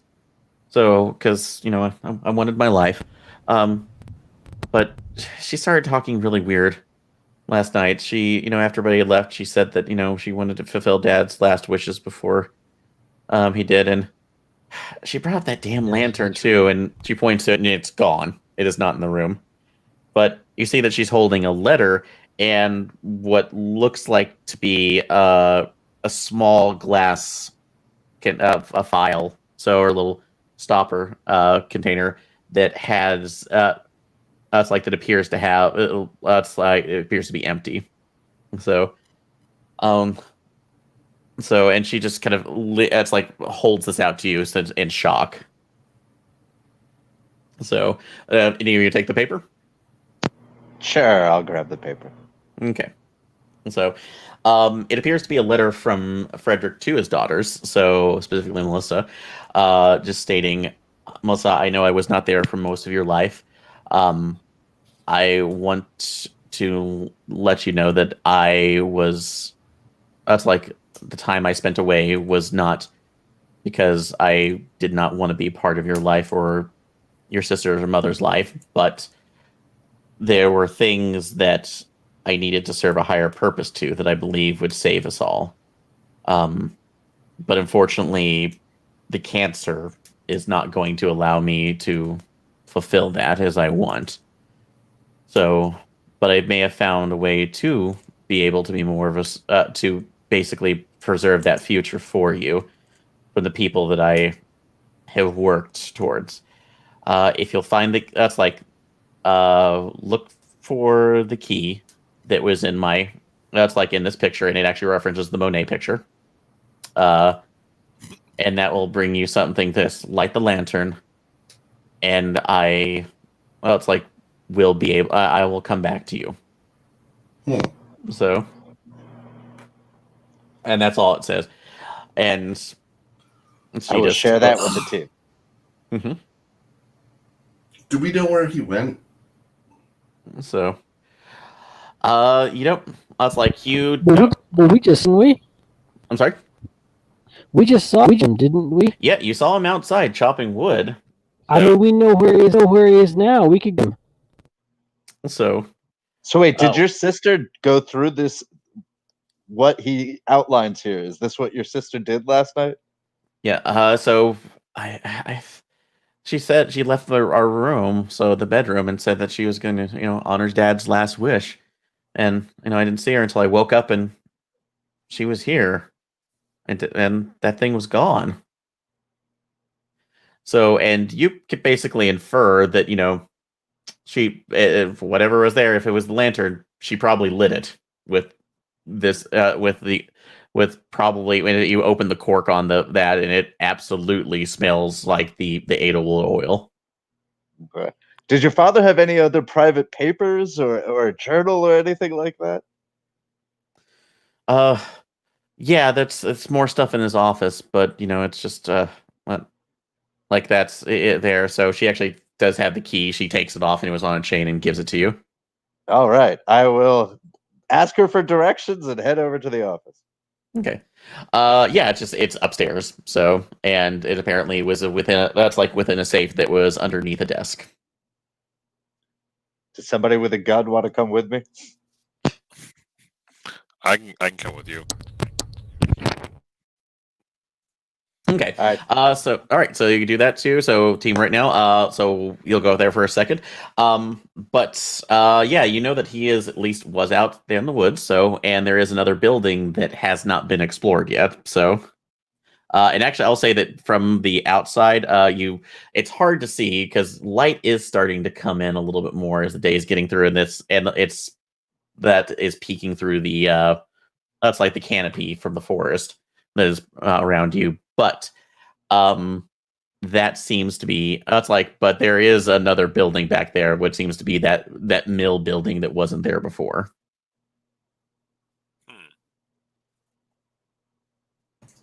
Well, I guess the mill would make sense if they have to keep processing the wood. Yeah. So that's probably where he is. So you do have at least that prep before if you need to at least go there. And upstairs. So you roam around, and you actually do see that some other rooms where apparently the auctioneers were staying, and other places. And yeah, there seem to be instant Edelwood trees right now. A couple that seem to be still a little bit more mobile as you're hearing moans coming from them. Mm-hmm. Well, So I remember what happened last time I checked out somebody moaning and turning into a tree. So I'm just going to make my way to the office. Just walk on by. Okay. All right. So you do go in the office. You see basically what would be appointed. It's like appointed study for a man of Ames' age. And you actually don't even need the key. You actually see that the safe is opened up. So, and look in there. You see identification specifically for Charles Stanton. So, who appeared. That's like most of this seems to be actual pilot information too, so a professional when he was out and about. But you do see a lot of other contact information too, specifically, and in addition, there seems to be a security authorization for that's like stamped with the logo of a group called Majestic 12. Huh. All right, I will keep that in mind. Wait, so is Stanton? Is there a picture of him? Is it the same guy as Friedrich Ames? Mm-hmm. So All Friedrich right. Ames it was a pseudonym. It was a false identity. Dun, dun, dun. All right. Is there anything in here about? I'm going to be skimming through the papers. Is there anything about tree people or Edelweiss or anything like that? So you do look into that information too, and you see what appears to be it's like not really anything else. There seems to be more of a book down there that actually it's older, but it seems to be more of a book of fairy tales, if that makes sense.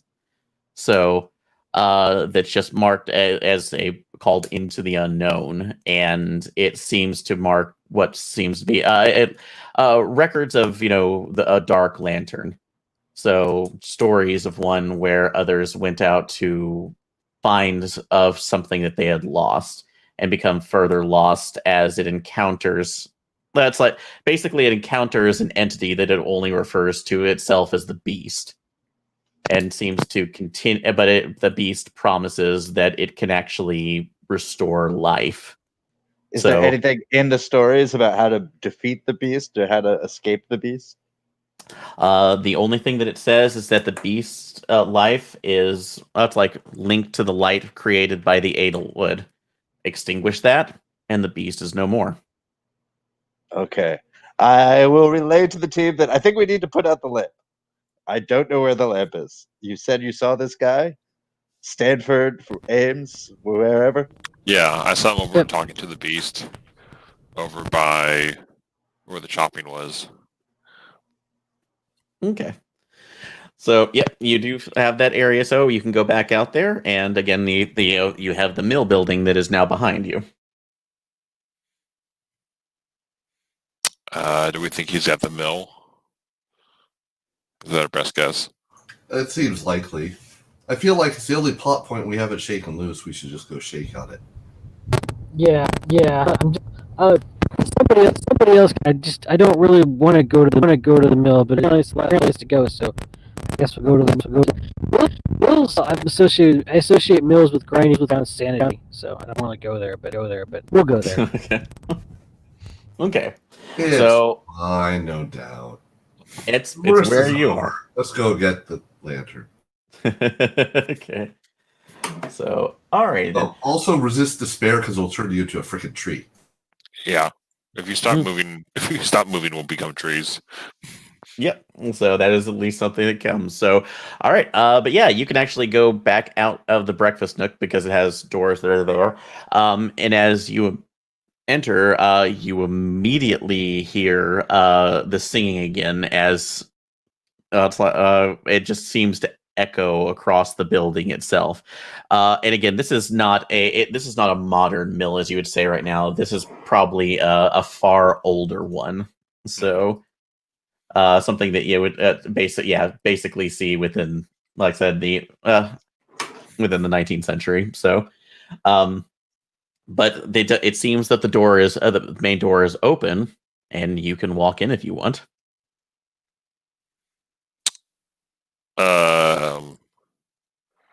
Is there a way we can sneakily approach the door before just starting right in? Yeah, if you want to make a stealth roll. Sure. Oh god, 10%. Let's go.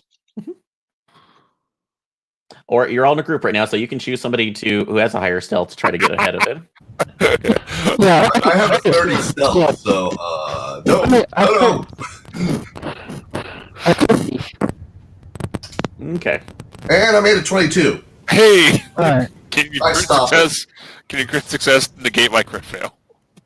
Okay, well, things are still going to happen, though. So, but that might give you an advantage on there. So, is anybody else stealthing, or are you keeping back? At least we don't shoot each other with the elephant guns. Yeah, exactly. Yeah. I was keeping back, yeah. All right. So here is the sequence of what happens. So, so that being said, Jamie, you just immediately you're trying to be quiet, but as you do, your foot actually snaps on one of the other Edelwood branches, and it just echoes throughout the entire mill. You do see the light from the lantern. It's the only thing that Ames/Stanton is holding, but it beams directly on you, and you just feel frozen. And he just looks at you. What are you doing? Oh no! Oh no! What are you doing here? So I have to complete my work.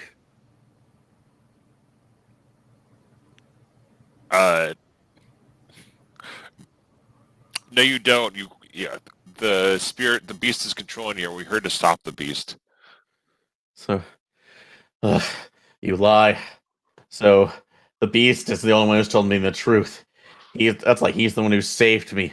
When I thought the cancer was going to eat me alive, he put my soul in the lantern so I could. That's like, do it. I need to feed it the Edelwood to become stronger so I can return.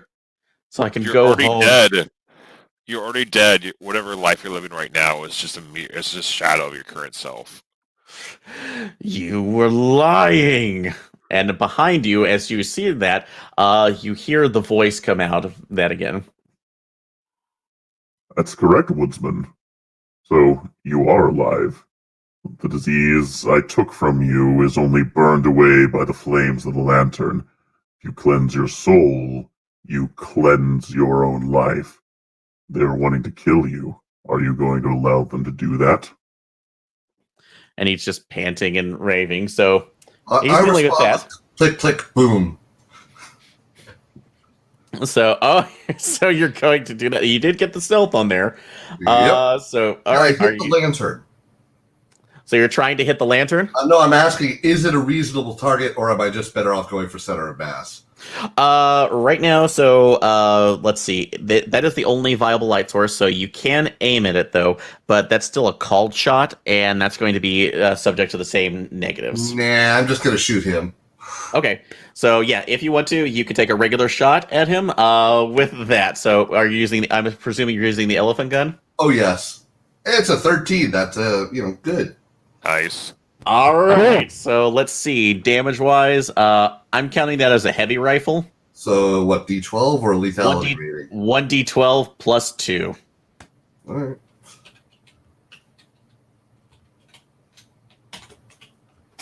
Boop. 9. That's Nice. more than 1. Progress. Woohoo! And yes, actually, you do hit him center mass. The lantern goes spinning off in another direction and to the opposite side of the mill. And yeah, he Ames goes down into it's like in a heap. But you notice that the light does not go out at all, Yeah. and the figure that it's like the figure stands before you, looking around, looking around. Huh. That's incredibly brave of you. But also, you're further lost in the unknown than you realize. And honestly, I am the only way out. I don't know the only paths. If one of you wants to take up the lantern, preserve your soul, I can show you the way out. You can be stronger other than the woodsman himself. He was far too weak with the weight of his own sins. I'd like to move. I'd like to shoot the monster now. So you're gonna shoot the monster? Yeah, if I can get a gun on it, yeah. Yeah, you can go ahead and make a shot. I'm not even gonna say anything. You can go ahead and make a shot.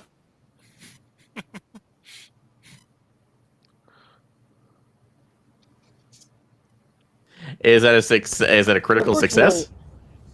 No, unfortunately, one of those 40%. So no, it's bad. Yeah. So that basically just seizes up into your hand. It locks, and it is that is a jammed gun and is no longer useful. That means I might have to consider the monsters or the monster. So, but the beast, you actually see the eyes start glowing, and it almost has odd, colorful concentric rings around itself. Just looks at each of one of you.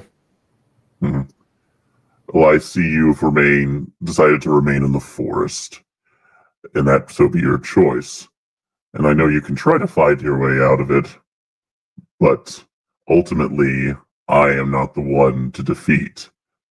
You have to defeat the darkness within each of yourselves. And that's when that's like things that you decide you had dreams about earlier in the last night decide to come back into play. So that's like, so going back to a couple things. Rick, the Rubik's Cube appears in front of you, multiplying into different colored Rubik's Cube versions of all of your respected colleagues too, that just seem to start advancing on you. Steve, so you pretty much will get, let's see, we're looking at there. So yeah, Steve, that was your partner, correct? Or no, their podcasting friend. So you see him basically coming at you right now, just a monstrosity right now with different mics that are attached, all of them almost swinging them like flails. So Jamie, you see you see a burning form of your partner just standing in silent judgment, advancing on you. And sorry, Chandra, what was yours again? It was my older brother, Steve. Your brother. Here's the thing, though. We'll do this. Here's the thing, though. I actually made my stand check on that, so I feel like I try to do this thing, and I'll be shocked at each thing, but not because I know it's not really. Well, you made your stand check then, so that is true. So, which means that you will have so you have a bit of advantage on that. So, but these are all of your insecurities coming back to haunt you in one way or the other. So, but now are given physical form. So this is a unilateral sand check over everybody. I pass. Okay. Pass. Okay. This is what we expected. Yep.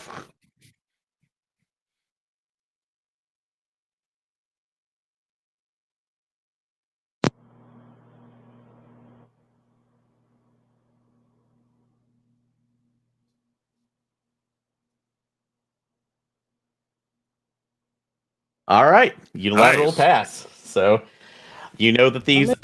So you've been able to fight through these right now. So, but you know that all of these are basically illusions that are only given mass by the light of the beast's soul. So you take out that light on the lantern, you should take care of him. So, all right. I need dexes from everybody. Can I get that? Rick, what's your deck? 12 or 60. 12? Okay. And Steve, you're 12 as well, correct? Yep. Okay. Jamie? 14. 14. Okay. And Chandra? Woo. It's gonna give me it's gonna take me a second to get deep. My dex is decent. Hang on a second. Okay. Dex is 12. 12. Okay. Wow. So at least similar on everybody else. Okay. So in this case right now, Jamie, you're going to be acting first. That's like the images of the beast will go second, and then everybody else will act. So Jamie, what's your move? How far away is the lantern from you? You guys were near the entrance, so when you got in there, because you were the distraction, so it's Right. all the way on the opposite side. So to get that, I would say that you would need to make at least 2 successful dex checks, or let's see, where was it? Do we have?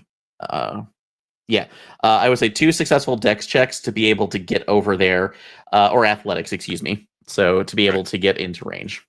Okay. And at least are the different spirits that appeared, are they surrounding us? Or is there are they funneling us to a certain point? They're basically right in front of each of you, so each of your personal ones kind of materialize there. So your partner is there. So if you can run away from him. Yeah, I'm gonna try Everyone and switch. run away. Okay. Sorry, Steve. What's up? I said everyone switch. Don't be in front of yours. Everyone switched. I mean, Have a that's the different classic partner. So. thing to do in the comics. I'm just saying. Yeah, that's I got that's nothing good else, Power Ranger, really. so. Okay. Yeah, Well, I'm gonna anybody? try. I'm gonna try and turn away from the ghost of my firewalker friend who passed away and start running towards the lantern to try and break it. But yeah, I'll just be sprinting over. Okay, go ahead and make an athletics roll. Okay.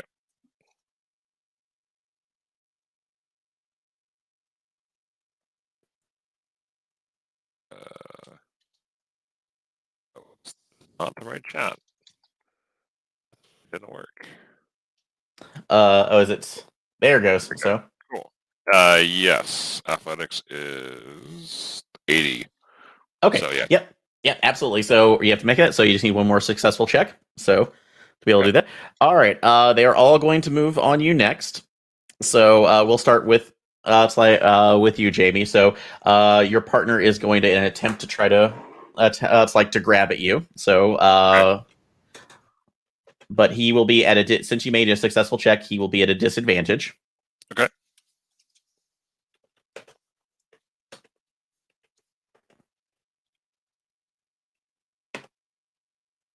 And because of that, he absolutely fails. So you get it out of the way. His burning grasp, you can actually smell his the burning flesh. It's go after him in the backdraft, but it's still, at least it's not enough to stop you. So, Gotcha. all right. Yeah. So, all right. So everybody else has a decision to make. We'll go from left to right on there. Rick, you have the horde of your Rubik's Cube regrets coming around. They're basically trying to pin you. You can let them get you on the ground, or you can dodge them right now, or you can see if they fail and try to act against them next turn. I'm gonna try to evade them, dodge out of the way, and basically be running away, looking for an opening to get away from them. Okay. Let me go ahead and make the attack first. So just as you can make your decision. So throw a grenade. I keep doing this. All right. So good. There you go. All right. So yes, they are going to make a grab. So they made it 20 out of 60. So you can make. Dodging. Yeah, if you want to keep out of the range. So 35 out of 30. Nope. So all right. Unfortunately, they grabbed you. So all right. So this is a pummeling of 1,000 hands. So that actually, as they get you, they close up in on you, almost pinning you. No, I to the am side. the Ken Jennings of Rubik's Cubes. All right. Do they match all his colors up? It seems like you're trying to fold it in, although it's only like skin that's basically clapping on, so it hurts like hell. So, but like I said, these are weaponized regret, and that's 6 hit points. Jesus. Ooh, that is enough to take me down. Now I'm at -1. You're -1? Okay, you're unconscious. So. Death by Rubik's Cube. All right, so let's see, Steve. I would like to not be wherever this thing is going to be. So, Okay. Oh well, they're attacking you. So, Jamie. Okay. So you're gonna try to get out of the way. Yeah, I mean, so is it dodge or athletics or what? So that'll be I will say I'm gonna actually. It'll be a dodge check if you're trying to evade their decisions, their attack. So. Well, I mean, I want to not be hit. So. Yeah. So all right. Well, let me see if they even hit first. They do. All right. Wrong window.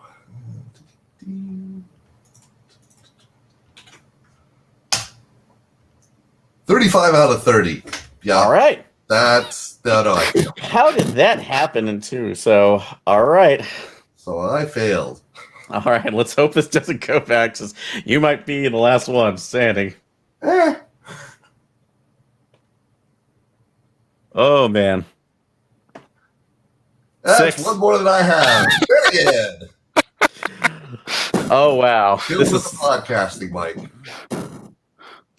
Okay. Sorry. All right, Chandra. I'm gonna make it's your brother is going to go ahead and I mean, if bolting out of there with a run and athletics is valid, I would have made that. Just saying. Okay, so for the dodge, so I will. No, it's fine. It's fine.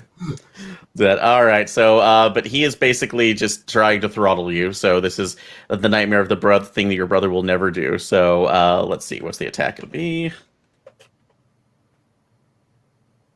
All right, he actually misses. So you don't have to dodge out of the way. But we'll go back to you because you're the one standing. Do I have to roll sanity for hearing the screams of my fellow agents dying? We'll get to you in a second. So, all right. So, Chandra, you're the only one who can actually do something. So, what are you going to do? Yeah. What does everybody else try to do? Sorry.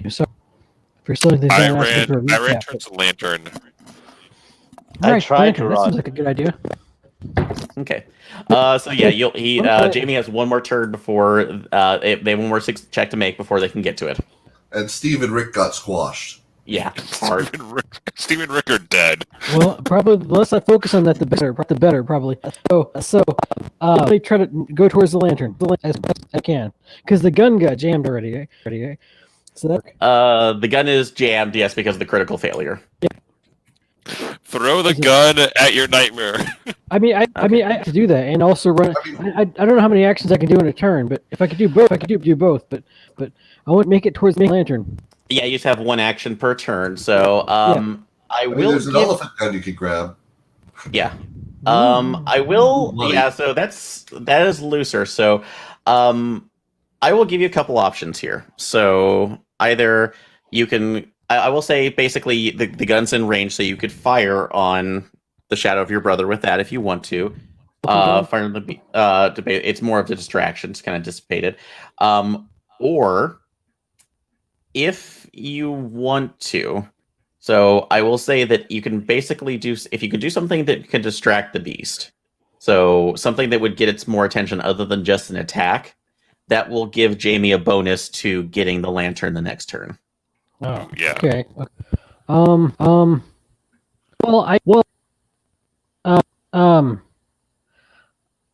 Okay. I would like to throw the gun at the monster, but I don't want to roll. I don't want to roll for the throw. The auto miss. I want to roll to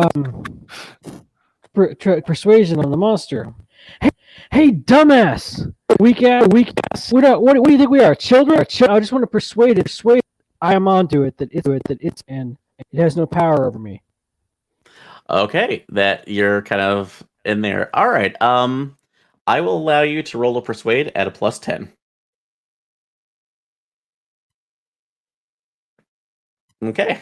Excellent. Nice. So That's a 15. you do that, you basically just use the throw, so it's not even damaging it, but you actually see it go through the image of your brother, and it does seem to shake the beast a little bit. You actually see it wavering a little bit, almost like it's going through, and it just looks directly at you, and Yeah, and just we've seen it. We know how this. You have no comprehension of what I am. I am the unknown. I am the darkness. So, but you have shaken it a little bit. So let's see what happens. Jamie, you now have a +10 to your athletics roll. All right, let's see what I can do. That is 33 out of 90. Critical success. Nice. So, all right. So you actually grab the lantern and you basically hurl yourself around, and you're in a position to put the light out. So, because it is a flame, although when you look at it, though, it is highly addictive. It basically means that when you look at it, it almost is calling to you a little bit. But since you got that critical success, you just exerted yourself in some way, and you already know this. You have the ability to put it out. So, what do you do? What is your last line to this? Damn it, I'm trying to think of a cool catchphrase. It's lights out. Okay. So, all right. So, and you blow it out, and as you do that, you end up hearing the beast go. Wait, no! Everything goes dark. So for everybody. So with that, that's like Jamie. I will say you're the first one to kind of realize this. Also Chandra too, because you're at least more or less conscious. You're kind of looking around. You're underwater, and you panic for a second because you're breathing there. But you do see light above you, and you both see Rick and Steve floating next to you. Are they conscious? No, they are not. So if you're going to get them, you have to get them out of the water. Try to pull one of them with me. Yeah, I'll try and pull one of them with me. Is there like I'll try and pull them towards the surface. Yeah. You're not that far down, but it's pretty off right now. But as you do, you also see the lantern floating by. So I'm going to basically make this as for you, Jamie, alone, since you're the one who kind of took that out. Let's see. Go ahead and make one more athletics roll, but this one's going to be at a -10 because of the weight you're carrying. Okay, so 70. 52. Made it? Yes. All right, so you barely managed to grab onto it. So so you pull yourself to the surface. You basically are on the shore of the river basin, pulling yourself up. Where that mill house was just gone. The forest with all the other Edelwood trees is gone. Mm-hmm. So, and Chandra's next to you, just coughing, holding Rick. The other two are unconscious. So I will say that right now you can go ahead. You actually see a lot of other people racing around because there are people coming out of the that seems to be coming out. It's like out of the main house too, looking around because they're. It looks like some of the auctioneers are set. The auctioneers are sitting around like, where were you? Half the people have disappeared from here. What the hell is going on? So they get you out of there. And let's see. Because the damage is so great, I'm gonna go ahead and do this. Rick and Steve. I'll do this separately. So Rick, high or low? I'll go high. All right.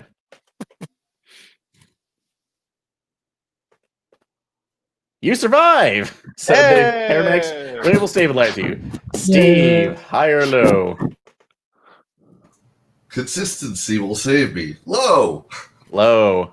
I don't believe that. It worked. And you were saved too. That's freakish. So, the difference is on here too. Like I said, Rick, you definitely have some contusions and other issues that are going on. Steve, you have multiple fractures along your legs, arms, ribs. You're lucky that your It's just time to put the spine. brain implant in. I'll just be a brain in a box. It's fine. Exactly. I was So, expecting this. but yeah, you do manage to get out of there.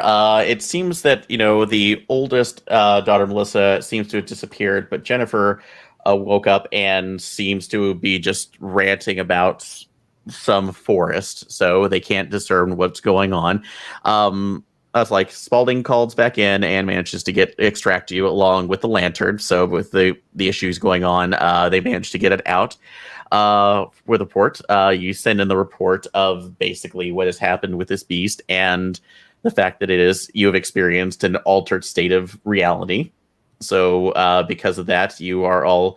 It's like you basically are. It's like given at least an easier assignment for a while, but at the same time, you are pretty much told that your primary duty right now, since you have literally experienced this, is to guard this thing. So. Great. Especially as the fact that now, that's like as you've now learned the existence of Majestic 12, which is still that's apparently still active in one cell or another, and they realize that one of their old agents has gone down because of you. So now you all have rolling targets across your back.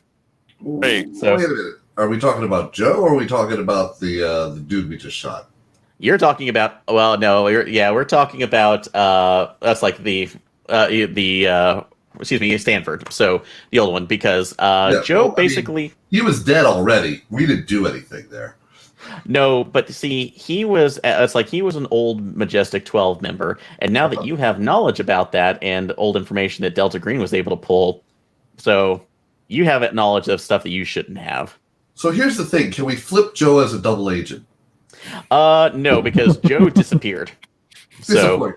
We tried. you tried that. So, but that will basically end the scenario with that. So, Nice. comments, questions, suggestions. Huzzah, we survived. This is a lot of fun. Thank you. Yeah, that No was worries, fun. Yeah, that's pretty cool. Cool. Just to let you know, I actually modified some things here from a couple of ideas that I've had. Mainly, the idea of the beast and the lantern itself is actually something I lifted from a Cartoon Network miniseries called Over the Garden Wall. So, which I'm not sure if you're familiar with. You can find it online, but it is an excellent miniseries that basically kind of incorporates a lot of the elements that I was putting into it, and I wanted to make it a little more horrifying. So, which is why you saw some of the weird Americana mixed in. But basically, the gist of the story here is that Stanton was an old Majestic 12 agent. So that What is Majestic 12? Majestic 12 is a rival agency to Delta Green, but they specifically had contact with the Greys in the universe. So, which Right, that makes sense. They believe they could use the mythos against the mythos, and we believe Yeah. just Gotcha. destroy the damn stuff. It's a vessel. Right. Exactly, or guard it so it can't. So float they're not out. an agency Yeah. so much as a different conspiracy. they are basically one step below cult that has a lot of government oversight, and they've technically still existed up until this day, but they've just become more insular.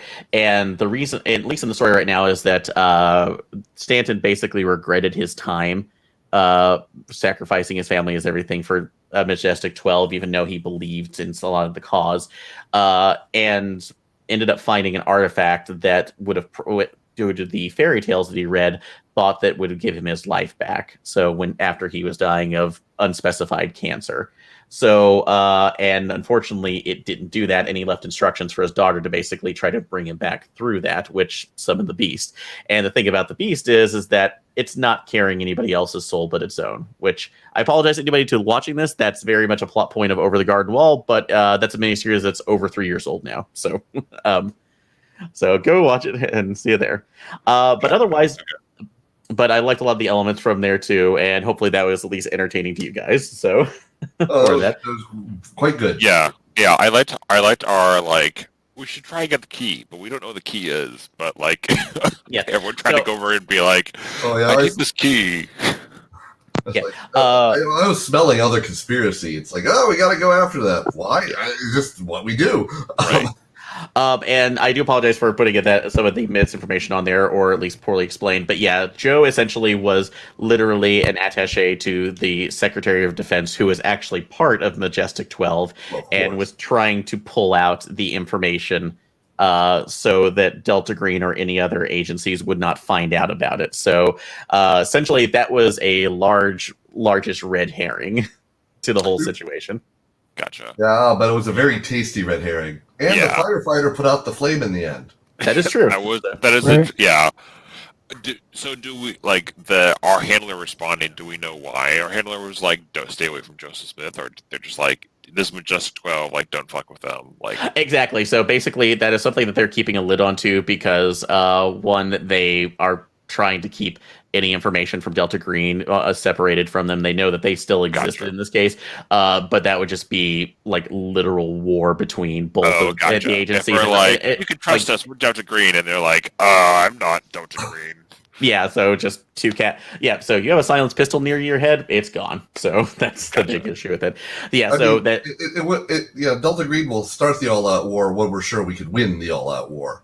Yeah. Right. So, but that means that you potentially have infiltrators, Eldritch items, things that you're correct about saying, like, yeah, they're using the mythos, it's like as a weapon, and that's going to be even worse. So that's where we're going to get there. So basically, yeah, it was two elements that were just kind of crashing together unintentionally. So, and also the part of that reality too is that, like I said, the beast knows how to weaponize your regrets, but also had you gone along with it, it could actually make things better for you in a sense. So, in the case right now, that was also influenced.